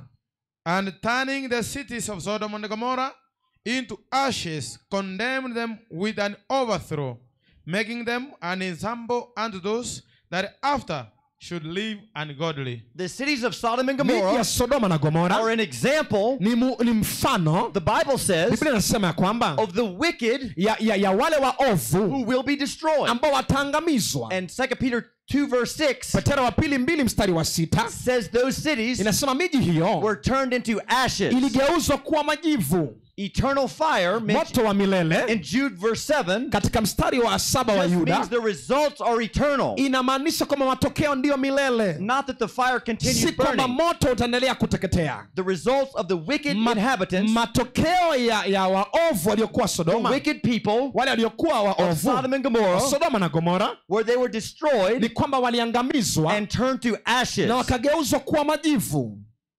That is an example Ni mfano for the wicked ya waovu at the end of time. mwisho wa siku, If we follow a similar course kama tutafuata tena njio hiyo tu as those in Sodom and Gomorrah, kama wale waliokuwa Sodoma na that Gomora, will be our outcome. hayo ndio atakao kwa matokeo yetu. We will be turned into ashes Tutageuzwa kuwa majivu if we turn away from God kama tutamgeukia Mungu and choose to be destroyed na kuchagua by kuangamizwa our own sins. na dhambi zetu wenyewe. My next question, Swali langu linalofuata, doesn't the Bible talk about je, Biblia haizungumzi unquenchable fire? kuhusu moto usiozimika, Unquenchable fire. moto usiozimwa? What does this mean? Je, inamaanisha nini? Let's read Matthew chapter 3 Kitabu cha Mathayo sura ya 3 verses 11 and 12 mstari wa 11 na to find 12 out about unquenchable kujua fire. moto huu usiozimika ni moto gani. I indeed baptize you with water unto repentance, but he that cometh after me is mightier than I, whose shoes I am not worthy to bear. He shall baptize you with the Holy Ghost and with fire, whose fan is in his hand, and he will thoroughly purge his floor, and gather his wheat into the garner, but he will burn up the chaff with unquenchable fire. In this illustration, Katika fungu hili the wicked are described waovu wanaelezwa as chaff, kama makapi, the useless leftovers yale mabaki ambayo of hayatakikani wheat. baada ya kuwa na ngano, And it says na inasema kwamba they will be burned watateketezwa with unquenchable na fire. moto usiozimika. Now, some try to say Wengine wanajaribu kusema This means inamaanisha the kwamba fire will not be burned out. ya kwamba moto ule hautazimika. But is that what the Bible is Lakini saying? je, hivyo ndio Biblia inavyosema? No. Hapana. Unquenchable Moto huu ambao hauzimi simply means inamaanisha kwamba it cannot be stopped by man. haiwezi kuzuiliwa nao kusimamishwa na mwanadamu. No human being Hakuna mwanadamu can stop God's judgment anaweza kusitisha hukumu ya Mwenyezi and Mungu. destruction of the wicked. Haiwezi kusimamisha kuangamia kwa wenye dhambi. All the fire hoses moto zote will not stop haziwezi kuzuia God's fire of judgment. Moto wa Mungu ambao ni wa hakimu. Lakini when the fire burns up, moto utakapoteketea, it will go out. Itazimika hatimaye. After it burns all of what baada ya kila kitu kuteketezwa, all the fuel, kila kitu kuteketezwa, it will go out. Itazimika. Because we read earlier, manake tulijifunza pale awali, in Malachi 4, kitabu cha Malaki sura 4, the wicked are ashes, ya kwamba waovu watakuwa kama majivu under the soles of our feet. Chini ya nyayo zetu. Does this make sense? Je, unaelewa? Unquenchable fire moto usiozimika only means inamaanisha kwamba God's judgment cannot be stopped. Hukumu ya Mungu haiwezi kusitishwa. But doesn't the Bible say, je, Biblia inasema the wicked will be punished ya kwamba waovu wataadhibiwa forever and ever? Milele na milele. Let's read Revelation 20 kitabu cha Ufunuo 20 and verse 10 mstari wake wa 10 and learn about this verse. Na tujifunze kuhusu fungu hili. And the devil that deceived them was cast into the lake of fire and brimstone, where the beast and the false prophet are, and shall be tormented day and night forever and ever. That verse says, hilo fungu linasema, the wicked will be thrown into the lake. Waovu watarushwa kwenye ziwa. A lake of fire. Ziwa la moto. This is serious. Hili ni swala la kipekee sana. And they will be tormented. Na watateswa. Punished. Wataadhibiwa. Forever and ever. Milele na milele. This seems to contradict hili swala linajaribu kuchanganya na kupinzana mafungu mengine ambayo we have looked at, ambayo tumeangalia. But I want you to understand, lakini nataka uelewe, in the Bible, katika Biblia, just like in our language today, kama katika lugha zetu leo, Swahili, words can have more than one meaning. Neno moja linaweza kuwa na maana zaidi ya moja. Let me illustrate. Niruhusu niweze kuelezea. In the English language, katika lugha ya Kiingereza, there is one word, kuna neno moja that has 645 meanings. Ambayo iko na maana 645. 645 meanings. Maana 645. And it's one word. Na ni neno moja peke yake. The same word. Hilo neno. In every case. Na katika kila muktadha. The word is. Hilo neno ni run. Kimbia. Are you in? Neno hilo la Kizungu ambalo amelisema. In the English language, katika lugha ya Kizungu, there are 645 meanings. Kuna maana 645. How do I know which meaning to use? Ninajuaje nitatumia gani haswa? The context. Muktadha. The context muktadha tells me itaniambia which sense of the word neno gani haswa maana yake is the correct word, ambao ni muhimu, the correct sense ambao liko sahihi of the writer. Yule mwandishi ambaye ameliandika. In the Bible, ndani ya Biblia, the word forever, neno hili milele, does not always mean haimaanishi wakati wote, a never-ending period of time. Pasipo kukoma. It can also mean inaweza kumaanisha a period of time, muda wakati, until it comes to an end. Mpaka iweze kufika mwisho. But it's the same word. Lakini neno moja tu. Let's look at a biblical example of this. Mfano katika Biblia. 1 Samuel, kitabu cha Samueli wa kwanza, chapter 1, sura ya kwanza, we'll read verse 22, mstari wa 22, and then we'll read verse 28. Alafu taruka mstari wa 28. 1 Samuel 1, Samueli wa kwanza sura ya kwanza, 22, mstari wa 22, and then verse 28. Alafu taruka mstari wa 28.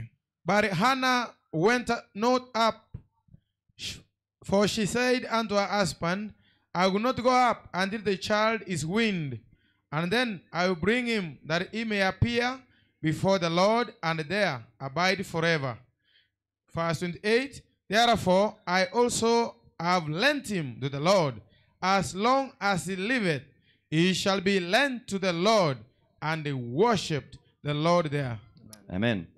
The Bible says Biblia inasema kwamba that Samuel's mother, kwamba mamake Samueli Hana took him to the temple alimchukua hekaluni to dedicate him, ili kwamba aweze kumweka kwa and he Bwana, was to remain in the na temple alipaswa kubaki hekaluni forever. milele. That was verse 22. Huo ni mstari wa 22. What did she mean by that? Alimaanisha nini?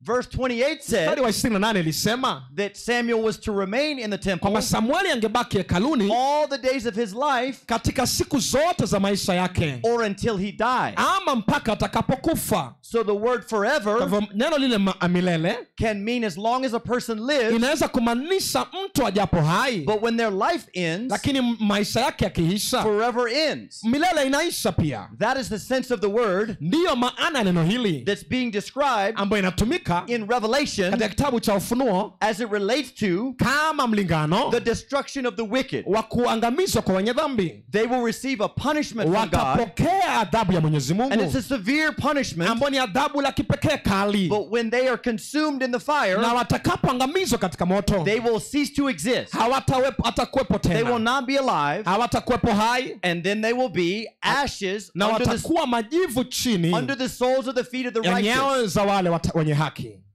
Does it all make sense, the picture of the Bible? Je, unaelewa Biblia katika taswira yake?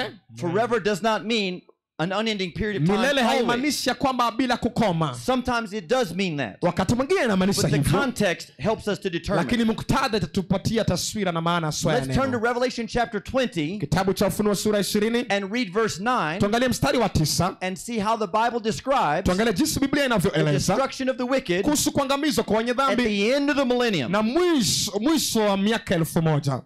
And they went up on the breadth of the earth and compassed the camp of the saints about, and the beloved city. And the fire came down from God out of heaven, and it devoured them.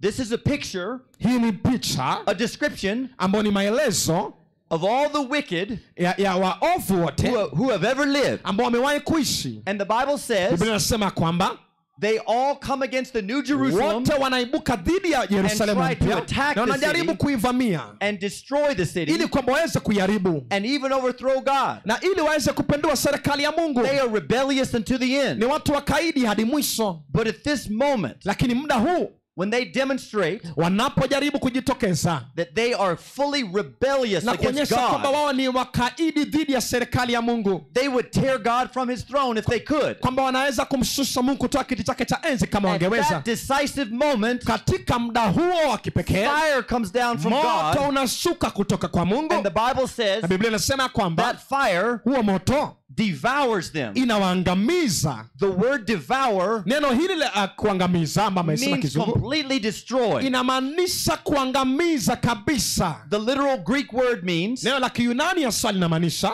to eat completely and consume. kukula kabisa na kumaliza. If you were to place some chapati in front of me Kama ungeweka chapati mbele yangu and I devour it, kisha niweze kuiangamiza, is there any left over? je, kuna nyingine ambayo imebaki kweli? No. To devour means to completely Kuangamiza consume. inamaanisha kumaliza kabisa. The fire of God Moto wa Mungu devours the wicked unaweza kuangamiza wenye dhambi until they are destroyed. mpaka wanaangamizwa The Bible hatimaye. is clear. Biblia ipo wazi. Well, some say Wengine wanasema the devil shetani will continue to be punished for all eternity. ataendelea kuangamizwa milele. But is even this true? Je, hii ni kweli? Ezekiel 28 Kitabu cha Ezekieli 28 and verses 17 and 18 mstari wa 17 na mstari wake wa 18 tell us even the devil inasema kwamba shetani will be brought to a complete end. ataangamizwa hatimaye kabisa. Listen to the Bible. Sikia Biblia sasa. Thine heart was lifted up because of thy beauty. Thou hast corrupted thy wisdom by reason of thy brightness. I will cast thee to the ground. I will lay thee before kings, that they may behold thee. Thou hast defiled thy sanctuaries by the multitude of thine iniquities. By the iniquity of thy traffic, therefore, will I bring forth a fire from the midst of thee. It shall devour thee, and I bring thee to ashes upon the earth in the sight of all men that behold thee. What did the Bible say? Biblia imesema nini? Ezekiel 28 Kitabu cha Ezekieli 28 says the same thing. inasema lile swala tu. Malachi 4 said. Amba Malaki ilisema sura ya 4. Malachi 4:1 said. Malaki 4 mstari wa kwanza The ilisema destruction of the wicked kuangamizwa kwa would be waovu neither root haitaacha shina nor branches. wala tawi. Satan is the root. Shetani ndiye shina au His mzizi. followers are the branches. Wafuasi wake ndiyo matawi. Malachi 4:3 said the wicked would be ashes. Biblia ilisema Malaki 4 kwamba waovu watakuwa majivu. Ezekiel 28 says Kitabu cha Ezekieli 28 the imesema devil also will be ashes. Shetani pia atakuwa majivu. Never to exist again. Hata kuwepo tena. I praise God Ninamtukuza Mungu that at that time ya kwamba wakati huo God will make all things new. Mungu atafanya kila kitu kipya. And we will never have to deal with sin again. Hatutakuwa na dhambi tena. Oh, praise the Lord. Amen. Well, let's continue studying. Tuendelee kusoma. Turn in your Bibles.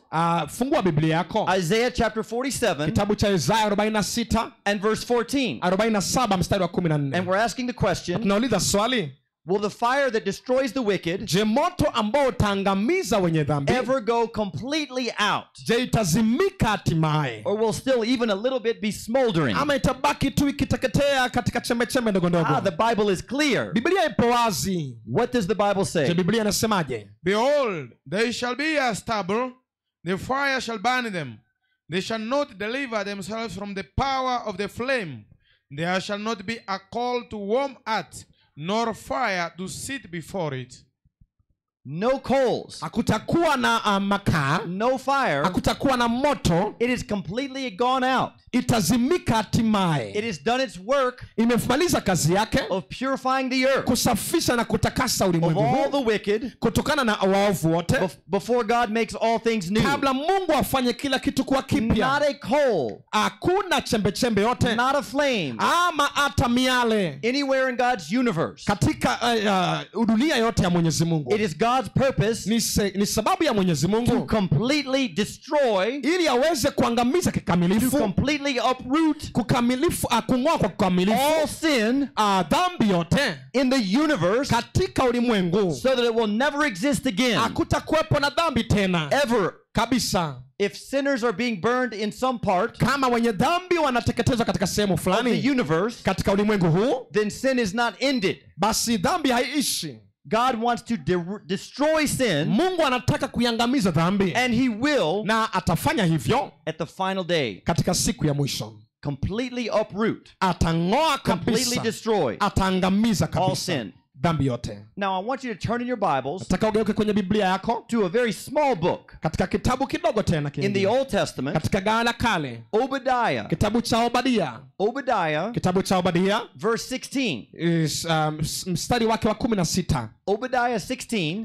Obadia mstari wa 16. Tells us what the wicked will be like inatuambia jinsi waovu watakavyokuwa after they are destroyed. Baada ya kuangamizwa kwao. This is a sobering verse. Hii ni fungu la kipekee sana. Obadiah verse 16. Obadia mstari wake ni wa 16. For as you have drunk upon my holy mountain, so shall all the heathen drink continually.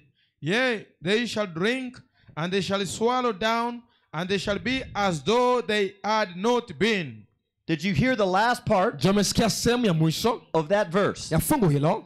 The wicked will be waovu watakuwa as though kana kwamba they had never been. Hawajawahi kuwepo. They had never existed. Hawajawahi kuwepo. This will be the final outcome itakuwa ni matokeo hatimaye for all sinners. Ya wadhambi wote.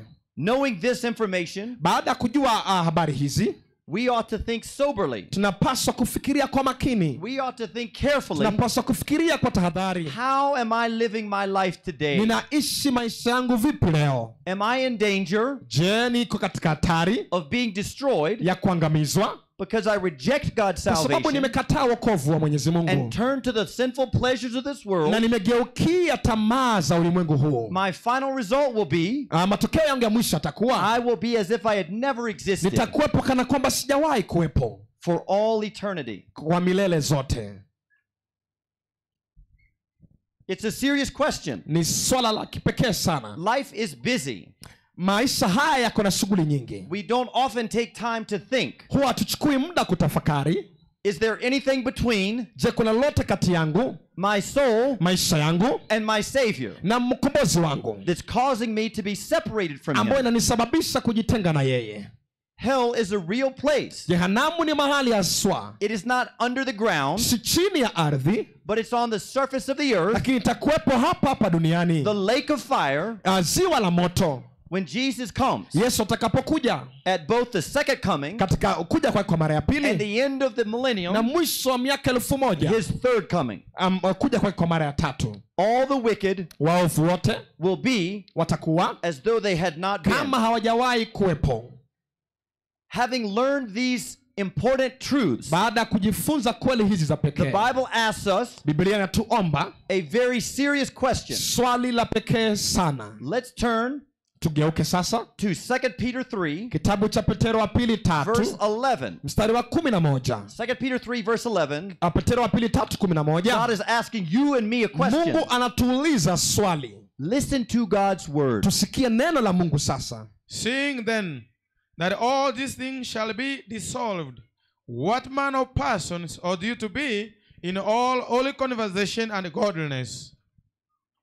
The Bible says, Biblia inasema kwamba since we can see, tunaona mambo haya, we understand tunaelewa ya kwamba that all these things around us, mambo haya yote yanayotuzunguka, the world, dunia, and all the sinful pleasures na in the tamaa world, zake zilizomo ndani yake, and the sinners in it, na wadhambi walioko ndani will yake be destroyed. wataangamizwa. The question is, Swali ni what kind of person, imetupasa kuwa watu wa namna what gani? type of person Ni mwenendo gani tunapaswa kuwa should nao, we live ambao tunapaswa kuwa nao, knowing this information tukijua ujumbe huu ambao in tumepata all holiness, katika masuala yote ya utakatifu godliness, na utaua and conduct or behavior. na namna ambavyo tunatekeleza mambo yetu. Now notice the next verse, verse Nataka usikie fungu linalofuata, 12. mstari wa 12. Looking for and asking unto the coming of the day of the Lord, wherein the heavens being on fire shall be dissolved, and the elements shall melt with fervent heat. The Bible says Biblia inasema kwamba we are not only to look for, hatupaswi tu kusubiri, to be ready for kuwa tayari the second coming of Jesus, Yesu aje mara ya pili, but we can hasten it. lakini tunaweza kuiharakisha. We can do something about it Tunaweza kufanya kitu kuihusu, to bring that day sooner. ili tufanye siku hiyo iweze kukaribia. How? Vipi? By sharing the gospel. Tunapohubiri Injili. Matthew 24:14. Kitabu Mathayo 24:14. And this gospel of the Na kingdom habari njema ya ufalme shall be preached in all the world itahubiriwa katika ulimwenguni kote, for a witness, kuwa kama ushuhuda, and then the end shall na come. ndipo ule mwisho utakapokuja. That's why I'm standing here Ndio today. maana leo nasimama hapa, I want to share the gospel nataka nikupatie Injili with the whole world, na ulimwengu wote, with North America, na North America,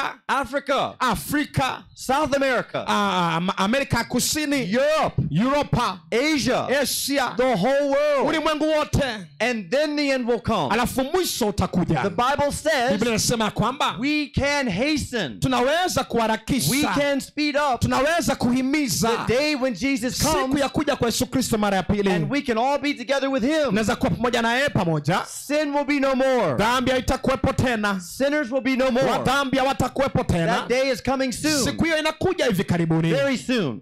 karibuni. Let's read 2 Peter 3 verse 13. The Tusome very next Petero wa verse. pili 3 mstari wa 13, fungu linalofuata hapo chini. 2 Peter 3:13. 3:13. Nevertheless, we, according to his promise, look for new heavens and a new earth, wherein dwelleth righteousness.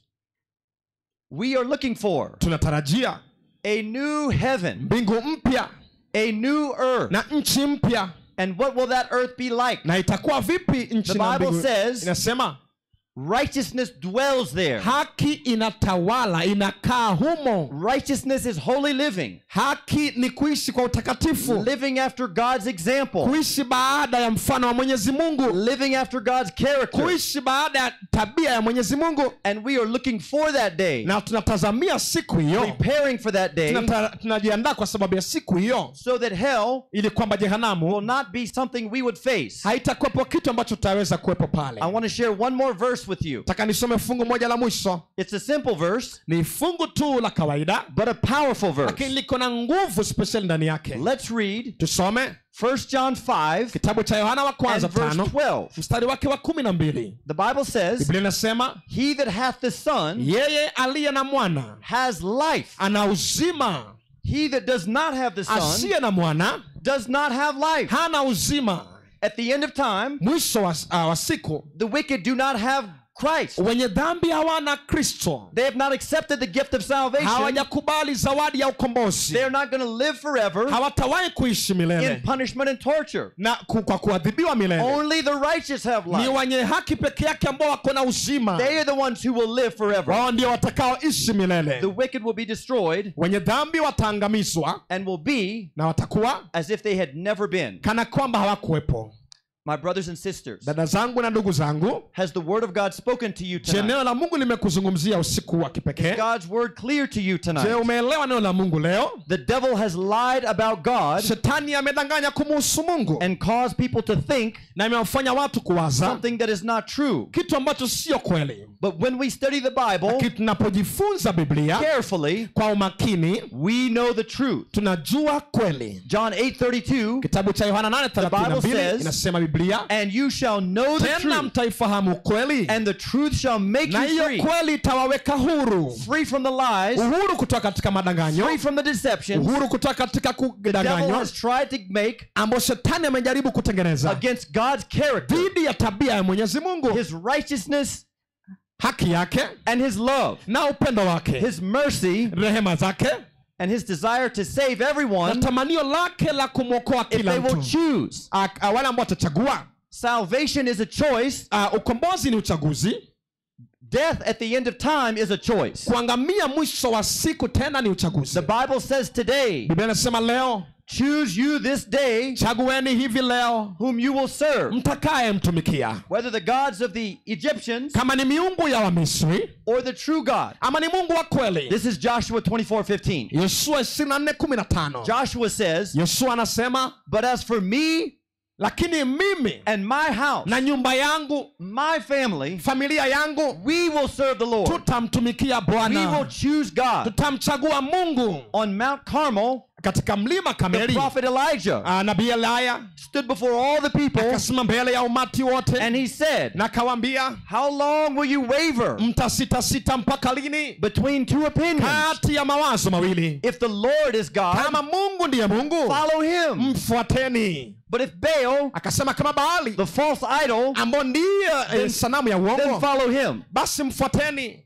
The call today Wito wa leo is wapenzi to choose. ni kuchagua, Choose. ni kuchagua. The Bible says over and over, Biblia inasema kwa marudio, even Moses in Deuteronomy, hata Musa kwenye kitabu cha Kumbukumbu la Torati chapter 30, sura yake 30 verses 18 and 19, mstari wa 19, 18 na says, I 19 have set before you life nasema and nimeweka death, mbele yenyu mauti na uzima, blessing and cursing. baraka na laana. Therefore choose life. Basi chagueni uzima, Choose life, chagueni uzima, that you and your ili household wewe na jamii yako may live. mweze kuishi. That is the call today, Huo ndio wito wa leo, to choose Jesus Christ. kumchagua Yesu Kristo. Don't delay. Usikawie. The day of salvation Siku ya ukombozi in the Bible katika Biblia is always described huwa inaelezewa kila as wakati today. kama leo, It's never tomorrow, si kesho tena, because I don't know what happens between now and maana tomorrow. tujue leo na kesho kipi kitakachotokea. Salvation is intended Ukombozi the unapaswa moment we hear it. tukisikia tu. The devil wants us to put off a choice Anataka shetani tusifanye and a uchaguzi decision na uamuzi to follow Christ, wa kumfuata Yesu to Kristo, become part of the true church, ili tuwe sehemu ya kanisa la the kweli, remnant church of God, kanisa la masalio la the Mungu, remnant church of Bible prophecy, kanisa la masalio katika unabii wa Biblia, that worship God ambao And keep the wanamwabudu Mungu commandments na kutunza amri zake and have the testimony of Jesus na wana Christ. ushuhuda wa Yesu Kristo. That is the Seventh-day Adventist Ni Church. kanisa la Adventista wa Sabato. I am so blessed Nimebarikiwa sana to be a pastor kuwa mchungaji in this church. ndani ya kanisa hili. And I want to appeal to you tonight Nataka nikuite usiku wa leo to make a decision, kufanya uamuzi, to make a choice, kufanya uchaguzi, to fully accept Jesus kumkubali Yesu kikamilifu into your heart today. ndani ya moyo wako leo, And you will have the assurance na wewe utakuwa na of hakikisho eternal life with him. ya uzima wa milele pamoja na yeye. The moment you accept it by faith, ukikubali tu kwa imani, the moment you believe, utakapoamini tu, salvation is yours. ukombozi ni wako. Without faith, pasipo imani, believing in God's word, pasipo kuamini neno la Mwenyezi Mungu, it is impossible to please him. haiwezekani kumpendeza. We must believe his word, lazima tuliamini neno lake, and he promises forgiveness. na ameahidi msamaha, not willing that any sinner hataki mwenye dhambi yote should yule perish. aweze kuangamia. The most famous Bible verse in America fungu ambalo linatambulikana zaidi kule is Marekani John 3:16. ni Yohana 3:16. For God so loved the kwa world maana jinsi hii that he gave his only begotten Son, aliupenda ulimwengu atakaotoa mwanaye that pekee, whoever believes in him, ili kila mwaminie, here's our study tonight, nataka usikie, should not perish. asipotee. Those who perish wale ambao wanaangamia are those who do not accept ni Jesus. wale ambao wampokea Yesu Kristo. Those are the ones who perish wale ndio wanaoangamia at the end of time. mwisho wa siku. But whoever believes in him lakini yeyote anayemwamini Yesu shall Kristo not perish, hataangamia, but have eternal life. atakuwa na uzima wa And milele. Jesus offers that to you Na tonight. Yesu anakupatia uzima wa milele usiku wa How leo. many of you want to accept Jesus' gift Wangapi leo tonight? wanataka kumkubali Yesu usiku huu? If that is your desire, please stand. Kama ni ombi lako usiku, kwa nini Please usisimame? stand. Kwa nini usisimame sasa? Let us pray. Tuombe sasa. Let us pray Tuombe sasa to our God kwa Mungu wetu. and thank him for the gift of Na salvation. tumshukuru kwa sababu ya zawadi ya We do ukombozi. not need to fear death. Hatustahili kuogopa kifo. We do not need to fear hell. Hatustahili kuogopa jehanamu. That is only for those ambao ni kwa sababu ya wale tu who choose to reject the ambao gift, wamechagua kumkataa the Yesu. free gift Zawadi pekee of salvation. ya ukombozi. Let us bow our heads together Tuombe sasa. and pray to God. Tuomba pamoja. Oh, Father in heaven, we are so thankful for your love. We are so thankful for your word that gives us a clear picture of what happens to those who turn away from you. It is not your will that any should perish, not one, but that all, every person should come to repentance, humble themselves, and accept the free, expensive gift of salvation. Tonight, we have heard the word of God. We have heard Jesus speaking to us through his word, and we accept him. We accept this precious gift so that we do not have to perish. We do not have to suffer through the results of hell, but we can live with Jesus and all the righteous in heaven for all eternity. Oh, what a day that will be. I pray now your Spirit would revive us, would give us grace, and would give us strength to walk in righteousness, to follow Jesus, who is our Savior. By simple, humble faith, in this sacred moment, we accept Jesus into our hearts and into our minds, and we can rejoice tonight because of his work and his salvation and his joy that he has given to us. Bless us.